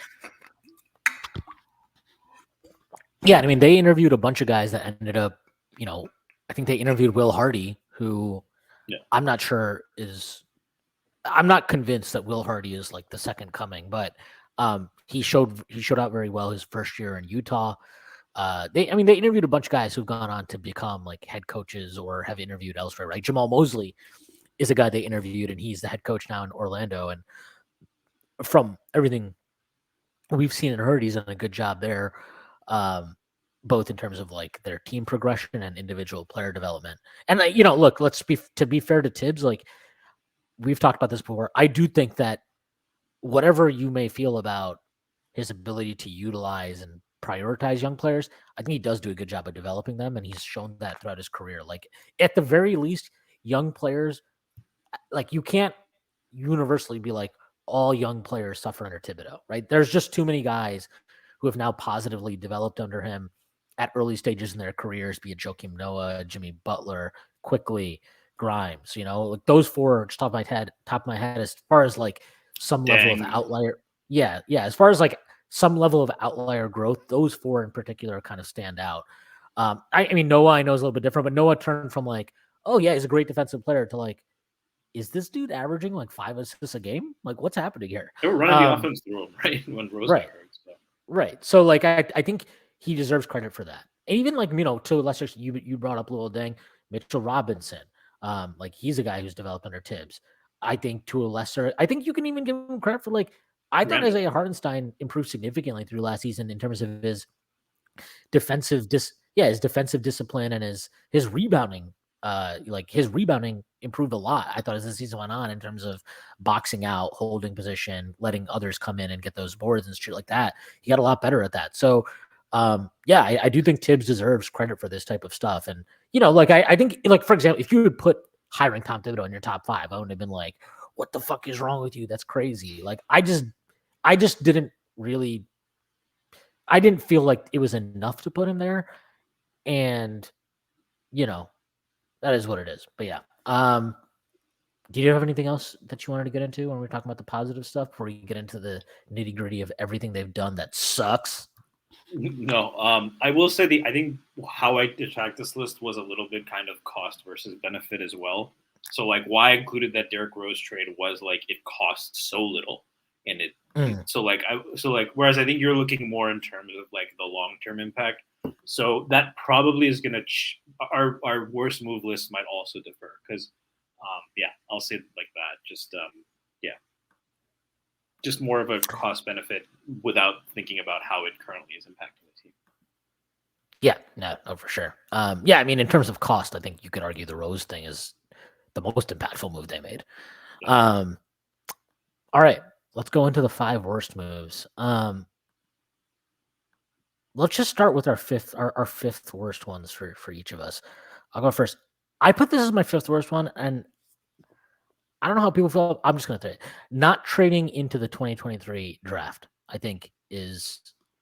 I just don't like going 2 years without drafting anybody. And sure, okay, fine. If you want to say they drafted Trevor Keels, like, fine. Okay, like he's not even on the fucking team anymore in any capacity. So I'm gonna say they went 2 years without drafting anybody, and I just think this was like, I'll put it this way.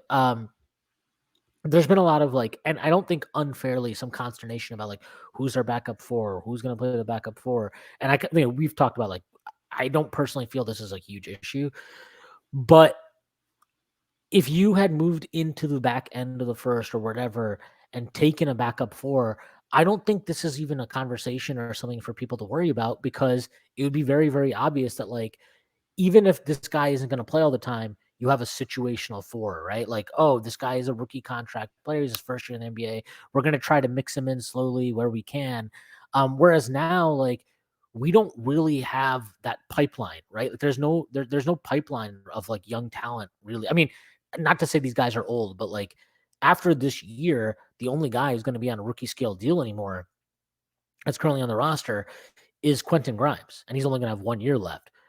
Deuce McBride will be a restricted free agent at the end of the year. Maybe they extend him. I don't know. But like, there is not that pipeline of young, cost controlled, rookie scale talent. And I thought that I think they had an opportunity to move back in, whether that would have entailed trading out like a future first and maybe a couple of seconds to move back into the first round, whatever it was specifically. I have to think they could have done it. I believe they could have done it. And the fact they didn't definitely peeves me a little bit. That's fair. I think that it's tough to know exactly what kind of deals might have been out there. I don't know if, or if they liked a guy, but I think it's fair to say that it's definitely a higher impact. But without, I wasn't a move like, or I guess since it's a non-move, that's part of the reason I wasn't thinking about it that way. But I think it's totally fair for you to include it. The other thing I'll say is like I don't usually like judging non-moves the same way, because it can be tough to understand what was actually available to them. But if it was the case that, if they could have moved Obi for those 2 seconds before the draft, right?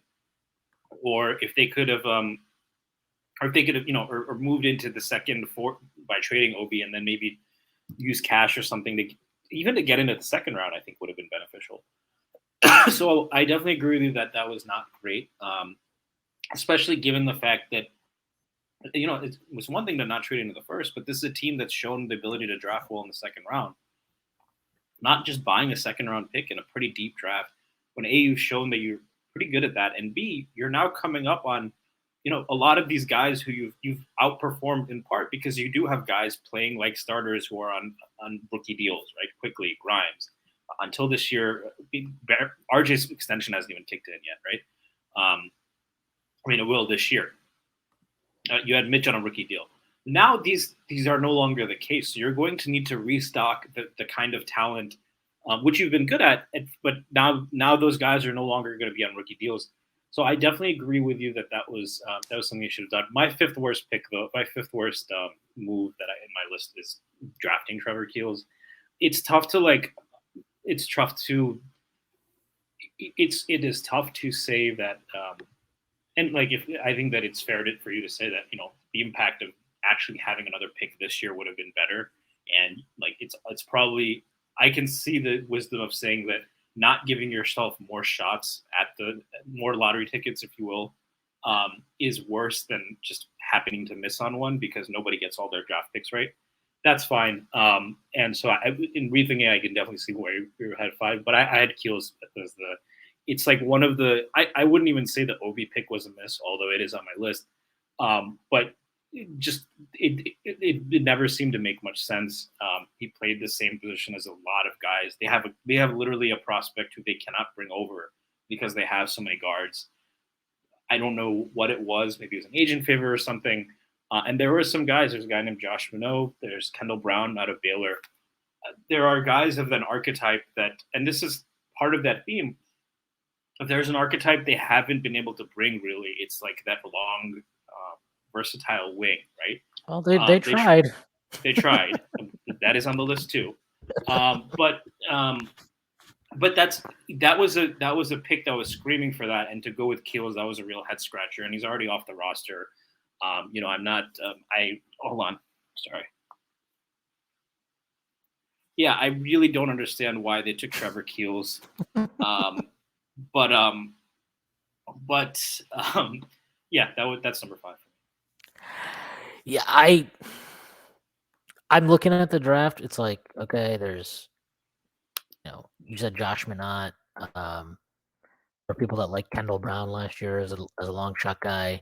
I think there are a few. I mean, it was those, but at least if they had taken one of those guys, I think finding some of that archetype at least would have made more sense. And like they wouldn't have cut them because Yeah, and you took Deuce the year before as well, so it's like, do we really need another? They clearly knew at that point they were going to sign Jalen Brunson, right? Like you knew your guard rotation was pretty stacked. They had drafted Grimes the year before as well, and they obviously, I mean, they went as far as allegedly. I mean, we don't need to parse through what it means, but like he was untouchable for Donovan Mitchell, right? Like you knew you had all these guards and kind of wings, and where the hell was Trevor Keels' role? Like I agree, I never really understood that pick. Obviously he's already gone, so it's like, and look, is this stuff kind of a reach? Sure, but like, look, I mean, there's a guy like, for example, Julian Champagny. I think he got a contract now with the Spurs, right? He was an undrafted guy. AJ Green, not the wide receiver, the basketball player, but he got a contract with the Bucks this summer. And like, these are guys that were shooting guards, wings, whatever, small forwards that maybe you could have taken a shot on yourself if you were the Knicks, and instead you took a shot on a guy who, again, like, I agree with you, he just never made much sense here. So I mean, I was debating putting him on here. He didn't quite make the cut, just like his weight. All right. Number 4. I'll let you go first on this. Number 4, I had the Cam Reddish trade. I get why they had already taken 4 rookies. At the time, it made a lot of sense. Cam Reddish was a guy. I think if you look at the way a lot of people talk about him, I think there is a lot of respect among trainers, and among people close to the NBA about his work ethic and those kind of things. And his skill set. So I get the move, but and since they got a second back, it wasn't as as bad. But you trade out of the first, and then they couldn't. What happened with Cam was, I don't think it's really hurt them. I think people, when it's happened in multiple teams, you're not going to, when it happens with multiple teams, like people start to realize, okay, he's the common denominator. So I don't think it's like reflecting poorly on them as a front office, but it definitely added to that narratives like about Tibbs not helping young players. And the fact is, I would rather probably have that first round pick. So sorry, I'm kind of lumping it all in. So I'm saying trading out of the first round, and then using that to trade for Cam Reddish, and then after that having to use that for Josh Hart, which, like that whole sequence. I like the Josh Hart move, but the reality is, if we had kept that first round pick at 19 and taken a guy like Jalen Johnson, maybe that would have lightened the price this year. Maybe it wouldn't have. I don't know. But that just so how they managed that 19th pick in a draft where, again, I get it. They took 4 different guys. 3 have played significant minutes at some point. And the 4th is killing it in Europe. So I get that. And they don't have room for him. But in terms of an asset management, it was an L. Like, it's tough for me to see that otherwise. That pick ended up basically being a waste. So. Yeah. I guess, I had Cam too. And I guess let me talk about what I had for. Did you break up those 2 moves, or did you take them all? No, I said the Cam Reddish trade, and all of it kind of goes into that. But number 4, I had bringing back Elfrid Payton. I think that was a terrible move, and it was terrible because I mean, didn't they pay him like $6 million a year though? Like, yeah, I mean, it wasn't a big deal in terms of in the finances, but like he just took so many minutes that year that really would have been equally as productive if we gave them to Frank, and would have been a lot more productive if we just gave quickly the shot to start. And or even Rose, by it the way. Like, I yeah, or think even I agree. Rose. I like Rose off the bench, but yeah, I would have just. I think quickly fit so well with Randall too, right? That year. Yeah, I don't understand that. I'll never understand that. And the fact that like they let it persist throughout the season and eventually like it ended up being exactly what all of us said, right? Like you're going to get to the playoffs and nobody's going to defend him, and within like 5 minutes basically Tibbs was like, "Okay, you're done." And it was like, "Well, yeah, no fucking shit. Like we all knew this was going to happen." And it was stupid because you knew this was going to happen. This was something that you should have worked out in the regular season and been prepared for. And instead, you're sitting there in the middle of a fucking playoff series trying to figure out how now you want to adjust your guard minutes and your rotations and all this shit. And it was a fucking disaster. It was a shit show. He was always a stopgap. And for some reason, we treated him like a guy who we had to show this immense respect for and start the entire season, which was a joke. Like they could have fucking waived him after the trade deadline. Oh, you couldn't trade him? Okay, fine. Waive his ass. I don't give a shit. Like, it would have been fine to me. I would have much rather seen Frank play the token 10 minutes a half if that's really what we wanted out of that role, since Randall was doing the initiating anyway. And like, They Frank also had was a another bad guy who played 4,000 minutes at point guard the following year. I wouldn't right. have I mean minded Point Burks that year, right? As the yeah. backup to, or or even with that starting lineup with Randall playing well. Well, I mean, honestly, isn't that actually like makes it even more egregious, because it's like, well, the next year you started Burks at point. Why the fuck couldn't you do that year?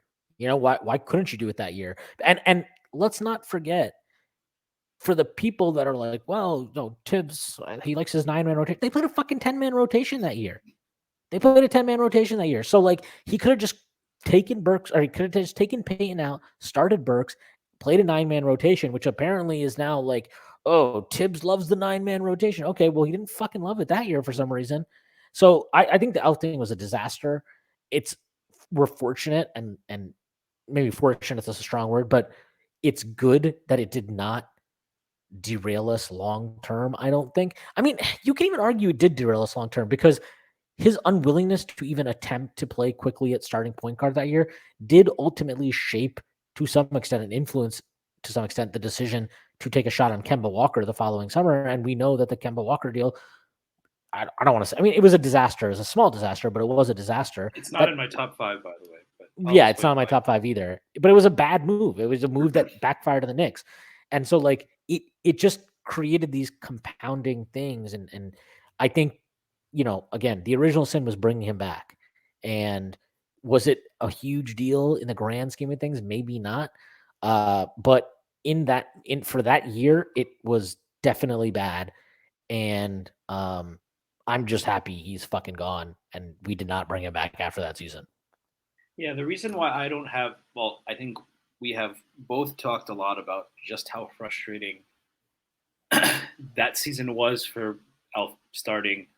Um, I do think the fact that it was like a tiny contract, like I'm like, I think could they have leaned on Tibbs to say, dude, it's not fucking working? Because when they signed him, they had no idea that quickly was gonna, or they might have had an inkling, but you don't take the 25th pick in the draft and say we're not going to sign a vet point guard or have no one on the roster going into the season because we think this guy is going to become Emmanuel quickly.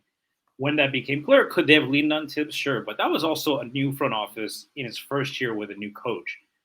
So I can see how that would have been awkward. I think they probably were all hoping, like, can you just get to that point? In terms of long-term ramifications, I think it's easy to wonder. Let me ask you 2 questions. One, if they had moved to Elf earlier in the year and been able to adapt to that, one, do you think that would have changed the Hawks series? And 2, do you think they would beat the Hawks if Mitchell Robinson was healthy, even if they did everything else exactly the same? Maybe. I think they were going to lose that series even with Mitch. It would have been more competitive, that's for sure. This version of And I Mitch, think yeah, I think so. I mean, he was really good that year, to be honest. But I still think like the lack of creation was a killer in that series, and we just didn't have a guy that could do it. Rose did it for like 2.5 games before he was like, "Yeah, so my body is pretty much done here, pal." So I just think they didn't have the horses to win that series. Um, so yeah, but my number 3 was the Cam Reddish trade, and I think you could argue this is the worst move because I think it laid bare some internal squabbles in the organization. I think it showed a lack of the organization being on the same page. It obviously made it clear that Tom Thibodeau would not play ball just because the front office thought a thing, and that you would need to do a little bit more, let's say, politicking to get him to acquiesce. And then on top of it, like you're right, the initial trade, right, 19 for a protected future one, whatever, wasn't great. And look, they still did well in that draft. So I think on aggregate, you still should be okay, happy with what they did. But like that was a pretty, I don't want to say totally loaded draft, but there were good players still on the board. They obviously picked one in Grimes, but there were still good players available on the board. Bones highly. They, yeah, well, said good players, not players you like. But like they turned that into a protected first. Fine, they turned the protected first into Cam Reddish, and then they had no clear avenue to get Cam Reddish minutes. And Cam And also, Reddish he was just a ended up not being very good. Like yeah, that's part he of it. wasn't You very know? yeah, he wasn't very good. Tom Thibodeau never cared for him, which is pretty obvious. And And neither, by the he way, has any other coach he's played for in the pros. To be right, like Portland didn't resign him, right?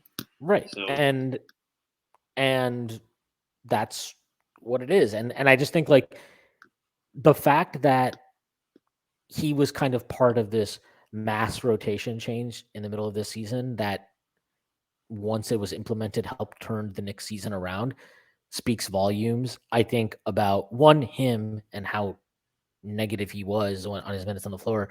But two, um, I think it was an example of I think they learned from that mistake, and not just the front office. I think Tibbs too. Like they had to get on the same page, and he was part of that kind of that cost. Like he was thrown to the wayside to help bring a semblance of order to the next season and to help this team get back on track.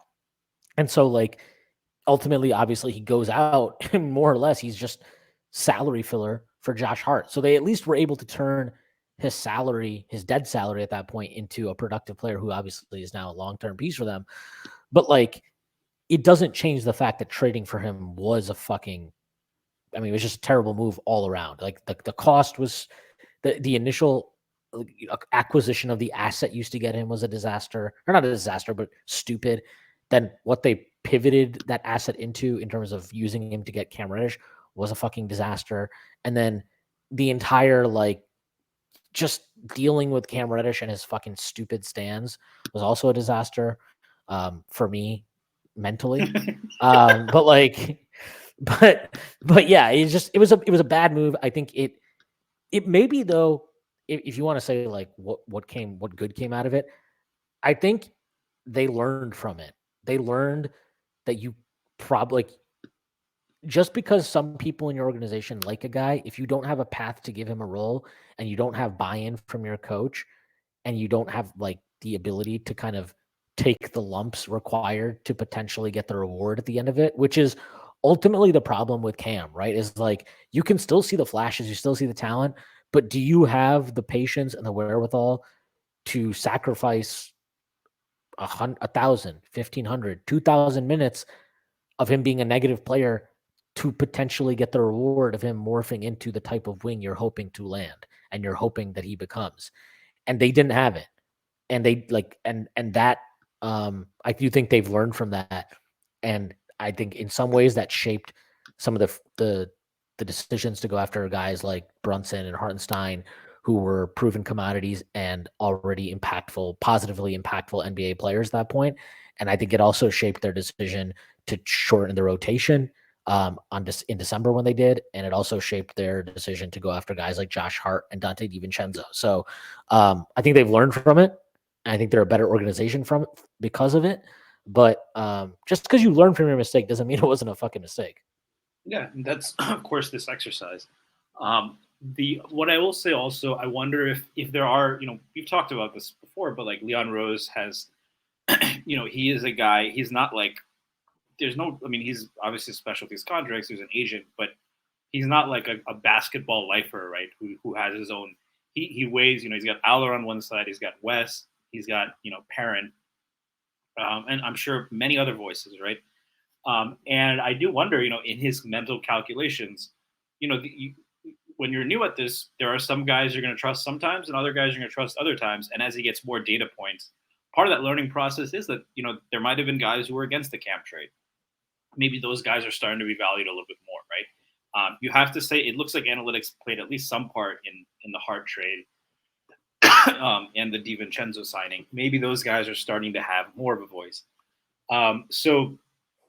I definitely agree there. I will say this, right?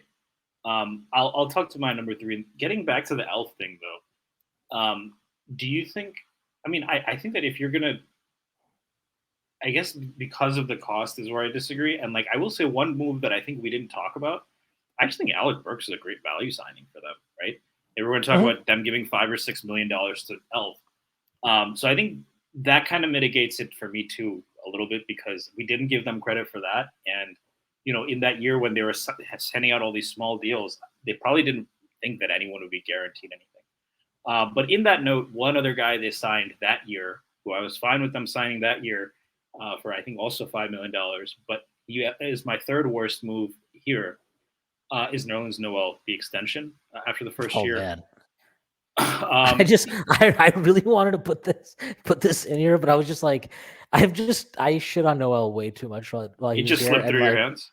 He slipped through my hands, and also I just couldn't do it. I was just like, this guy's taking it off fucking L's, and honestly, like the fact that I think they pivoted off him so fast, I just couldn't do it. But it's a fair one to put in here. I'll say that. Well, I did not put the trading out of the first round. I think I would assume, right. For the Brunson thing. But if they don't do things like sign Noel, if they didn't do the thing, and not only they had lost the 13th pick, it does kind of suck that they had to just dump Alec Burks. Like he's a good player. Like was he misused? Yes. Do I think he should have?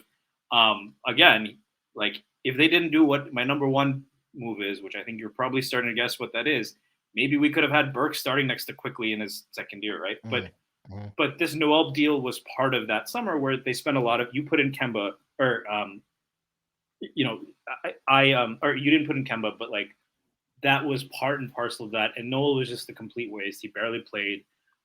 They ended up drafting a pretty damn good big behind him, and Jericho Sims, who I would have at one point last year, I was definitely like just play him. I would have preferred Randall at the 5 pretty early in that season to Noel just to see what you got with him at Obi. And obviously that had a lot of reactions. So between probably forcing them to get less value or, being part of that trading out of the first round at 13th pick, probably having to dump Alec Burks, and even maybe having some impact on roster issues, in terms of Randall and Obi. That's why I had Nerlens Noel at number 3. Yeah, I mean, that's fair. And then number 2, the second worst move, it feels really harsh. This guy, I mean, look, the 8th pick has not historically always been very kind to the Knicks. I am not one of the people, as many listeners of these podcasts will know, even though Shwin loves Halliburton, I personally do not think Halliburton is the second coming. So this is not where that's coming from. I think if I did it all over again, there's a strong case for Vassell. But the second worst move, and I think it's tied to how he was handled, is drafting Obi Toppin. There were multiple players, including on his own team, who ended up being significantly better. There were like yeah, it's fair to say a lot of other teams passed on Maxey, but it's not like he wasn't on their radar. Um, Obviously, Halliburton, yes, it's fair to say now he would have been a much better pick to sell. And guys at positions that the Knicks could have used. Bain, obviously, right? Desmond Bain was there. So you know, it feels, and I hate doing it because I really loved watching Obi play. He was a positive impact player, period. Really, after the second half of his rookie year, in a specific role. But I really, the joy he played with, the fact that he never really made much of a fuss at all. You have seen other players leave the Knicks, like Cam did it, and kind of trash the org. Obi has been a class act. I mean, I'm sure behind the scenes he had those conversations, and it probably helps that his agent was Leon Rose's son. So I really hate to do that, and he's had some. I mean, the loudest moment I've ever been at Madison Square Garden for was his alley-oop in Game 2 of the Hawks series, and the floor was shaking. And I even Game 3 I went this year, it never got that loud. But I have to say, given the opportunity cost, nice flex. Given the opportunity, when I was at the playoff games. Yeah, the Quickly's best playoff performance this year. By the way, I was there. So the Knicks. Yeah, maybe you should have Maybe you should have gone to more games. that was I did not. Let's just say I didn't pay for it. So, like the NBA playoffs are like sex in that sense. No. So the point is, like, yeah, like it is what it is. They haven't missed on a lot of moves. So that's part of the reason it's high. But they, out of the 8th pick, that ended up turning into a bench player who was traded for 2 seconds. That is a failure at the end of the day.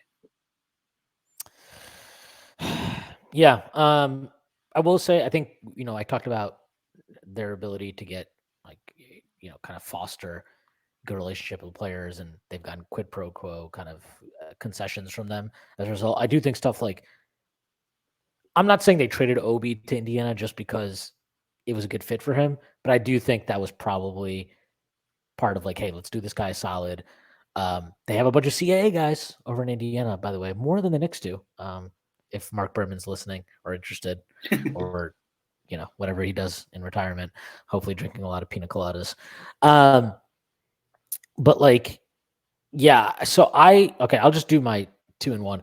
I actually had the Obi thing 1. So I'll talk about that in a little bit, but I want to say number 2 first, because I'm assuming this is probably your number 1. My number 2 is the Evan Fournier contract. Just did. I don't think it hasn't ended up being a huge deal because of some of the good things they have done that have been able to offset the fact that they're getting basically nothing from an $18 million a year player. But he was serviceable for a year. I mean, yeah, he's serviceable for a year. The 3-point made thing is a little bit overblown because he was a bad defender, but this hasn't been just like a Kemba thing where he just was completely useless off the bat. But right, yeah, but he's become very useless. He was obviously useless last year, even though he did have a fun game against Philly and dropped maybe the quote of the year after that game. But, like, he's just trade filler at this point, right? He's just salary filler for a trade, inevitably, hopefully, maybe one day. They haven't been able to find one yet because they haven't been able to figure out a guy to use his salary to aggregate for. But, like, that is ultimately all he is at this point. And,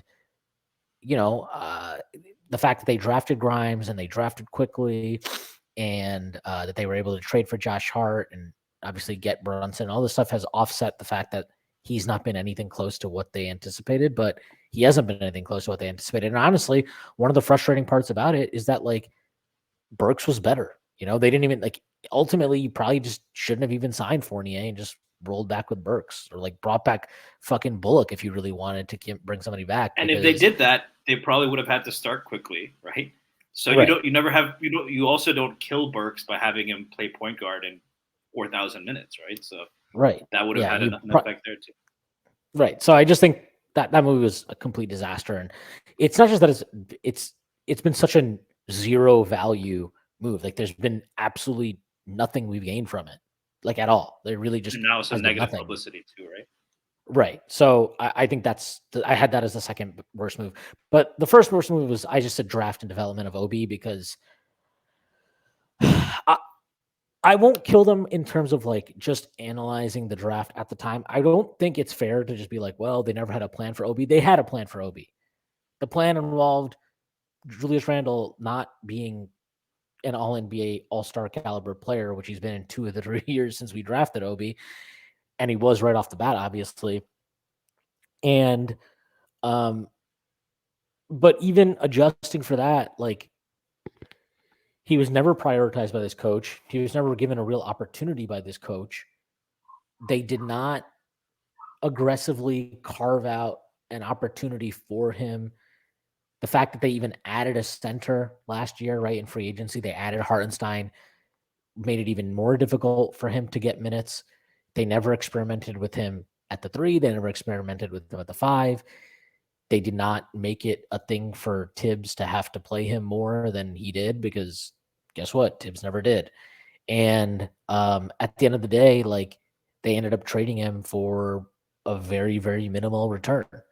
And while I'm sympathetic to why there are some mitigating factors as to how it kind of unfolded the way it did, it still unfolded that way. Like, you don't get, just because you made the best of a bad situation, and a situation that, quite frankly, like, had long run its course, it doesn't make it good. It's the worst move. It was the 8th overall pick. It's the highest pick they have had at their disposal. It was a pick where there are multiple players who I think would have benefited this team. If you want to say Halliburton, sure. If you want to say Devin Vassell, go for it. I know you don't want to say Halliburton. Yeah. If you want to say Tyrese Maxey, sure. Like, there are Bane, guys. Quickly, right? Bane, yeah. I mean, and I understand like the Bane and Quickly thing. Like, okay, they weren't going to go 8th overall, and I know that Maxey ended up going 21st, but like, Maxey was in conversations to Max go was in the in top lottery. 10 conversations all. Yeah. Year. So like, I don't really find it wrong to throw that out there, but like, yeah, they just made a bad pick, and I don't think it totally fucks them over and caps their ceiling, but it is a missed opportunity to acquire top end talent. And it's the best opportunity, at least in the draft, that they've had as far as draft position goes. And hopefully, the way we're projecting this team moving forward will be the highest opportunity they have to draft somebody for a while. So, yeah, I think it's fair to ding that as the worst single move of the Leon Rose era, given the lack of return on the investment and, the opportunity that was had at acquiring top end talent that they basically fucked up. Yeah, and I think that's fair to say when you look at, like, I had Fournier's contract at number 1, but the opportunity cost of those $18 million still probably isn't as high as, yeah, like you said, some really high end talent they could have had, right? I will say kind of the reason why I didn't put Obi as number 1, I didn't have the heart to do that. I'm going to root for the kid in Indiana. He's been. Oh, I think he's going to be great. I think he's going to be really good in Indiana. Well, I'm going to get to that in a second. But he has been one of, like, the culture setters, right? I mean, I think the culture has changed on the Knicks. There's genuine happiness, guys who love to work really hard, and they're really friendly. And he was a big part of that. I'm sure, like, guys like Quickly and RJ, like, they're really sad to see him go. And he's a fun guy to watch. So I didn't have the heart to put him at number 1. The other thing I will say, though, is this. I do kind of fault probably the talent evaluation part more than the development part there. Because I think that a lot of you can kill Tibbs for this. I am very curious to see, in Indiana, everyone's talking about, the transition game with him and Halliburton and Hield is going to be crazy, right? What do all 3 of those guys have in common? And I get it. I think you're higher on Obi's defense than I am, but the fact of the matter is he's at best a one-position defender, doesn't really have a lot of switchability, and even at that, like, the one thing he can do on defense is he's going to try hard and he jumps really high. But, he doesn't – he's a 6'9" guy who doesn't have the flexibility to play the 5. The three-point shot has been coming along. But on offense, it'll be interesting to see how much they allow him to do stuff with the ball in his hands, because he struggles, I think, to really blow by guys, right? Like, we haven't, or he struggles kind of with the creation, and like he's flashed some ball handling ability, but it's not like he's a guy, who's going to do a lot of that stuff. I think he's going to be really good in transition. I think he'll get up to 25 minutes a year, but I do think the ceiling was always a bit capped on what that pick could be, unless he turned into a great 3-point shooter. And that's probably partly because I'm just not as high on his defense and his versatility there. I do agree. They should have, certainly in that last season, he should have gotten way more minutes. And when he got minutes, you saw that like he can make an offensive impact. But in terms of being a high end talent, I never saw that. So that's why I fault the kind of, and because now that he's a big who isn't a great value add on defense, those players are always a little bit tough to build around. But playing next to Isaiah Jackson, playing next to Miles Turner might help him out. Turner himself is a stretch 5. So, but anyway, so I do fault the talent evaluation part of that. But I still had Fournier number 1 because Obi, at the end of the day, has contributed quite a bit. He really went on a tear after they benched Randall, and when he started getting more minutes at the lost middle season, he played playoff minutes. He had a game where he had 4 for 11 from 3 again in the Miami series. That's pretty damn good. Amidst everyone talking about he needs to attack the rim, I was like, well, if you told me at the start of his career he's going to shoot 4 for 11 in a 3-point game against an Eric Spoelstra, in a playoff series against Eric Spoelstra team, I would have been pretty happy with that. So he has been a positive contributor, whereas Fournier hasn't in any meaningful sense. He set the 3-point record. He gave them minutes during a lost season. I think he's probably a good locker room guy. It seemed like he was well liked. But Obi has at least given you something. But on the flip side of that, I do get your point that like ultimately the opportunity cost of what we could have done with that Fournier money probably isn't as high as what we missed out on with big better value that 8th pick. So I see that part of it too. And also like even if like what could the 8th pick have gotten them in trade? Like who knows? Like could that have gotten them Zach LaVine at the time? I don't know. Maybe like could it have got like I don't know, but there's just so many avenues. I mean, I think like look at it at a very basic level, right? Tyrese Halliburton was traded for an all-star, a 2-time all-star at the time, straight up in a trade. Like, I'm not saying it works out the same way. Too, right? But yeah, right, yeah. But like Hield is a negative contract at that point. But like either way, the point is more like it's obviously not going to work out the exact same way, but there's so many things that you could have done with that pick or what that pick could have turned into, and it just ends up being kind of a second in 2028 and a second in 2029 is just very, very unappealing as the return and kind of frustrating. So yeah. All right, I think we summed up our thoughts on the Leon Rose tenure so far. What grade would you give them if you're going to give Leon a grade first time so far? Yeah, I'd probably B+ or A-. I could see both of those. Wow. I think there's a lot of upward and downward mobility based on the next year or two. So it's I think also still fair at some point. I don't think you can give them an incomplete. They did the most important thing, which is to bring a star. That's, by the way, that's one thing where it's like, well, Jalen Brunson doesn't count. Like they got him because of the Godfather relationship. Bullshit. One, the whole reason why Leon Rose was supposed to be this guy who could get a superstar was his relationships. This was one. You don't get to just throw it out. And 2, yeah, he's up on the best contract in the league for what he gives you. That alone can give him an A-, considering he hasn't done anything debilitating. But they're not all the way there, and there are some things they're going to have to play in an interesting way, as we were talking about before. So I'd probably average it out to B+, but I can definitely see the argument for an A-. Yeah, no, I think that's fair. So, all right, that is our pod for today. Hope everybody enjoyed it. Stacy, let the people know where they can find you and plug anything you'd like to plug. You can find me at StacyPatton89.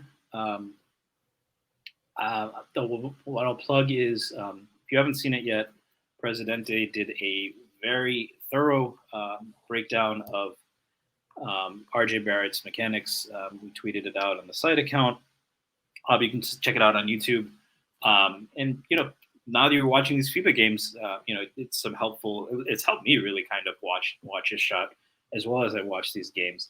And then the last thing I'll plug is, if you are a fan, I would imagine a lot of you watching are fans of Matt Miranda, who is collecting some of his work for submission So if there's any articles that you really liked of his that you remember, definitely share them with him. I think he would love to hear that feedback and get that insight as well. So I'll plug that as well.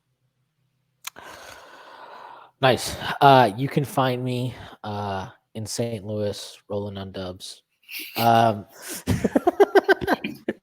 There's only more of a like draw 10, for that. yeah, there's only gonna be like 10 people that understand what that reference is, and none of them will be Zach or Tyrese, who will be like, "What is that song? Never heard of That's it." Joe. Is that Rakim? Yeah. No, I had to plug. So I'm just gonna plug all the wonderful work at Strickland. Check it out. Tanner Krantz just dropped a wonderful piece today on the rise of French talent in the NBA today, and definitely worth everybody's time checking that to check that out. So please give that a read and give Tanner a follow on Twitter at Tanner Krantz. All right, that is our pod for today. I hope everybody has a great week, and this pod would not be possible without BetOnline, the best and greatest sponsor of all time. Again, that is our show for today. I hope everybody has a great week, and I will see you on Friday.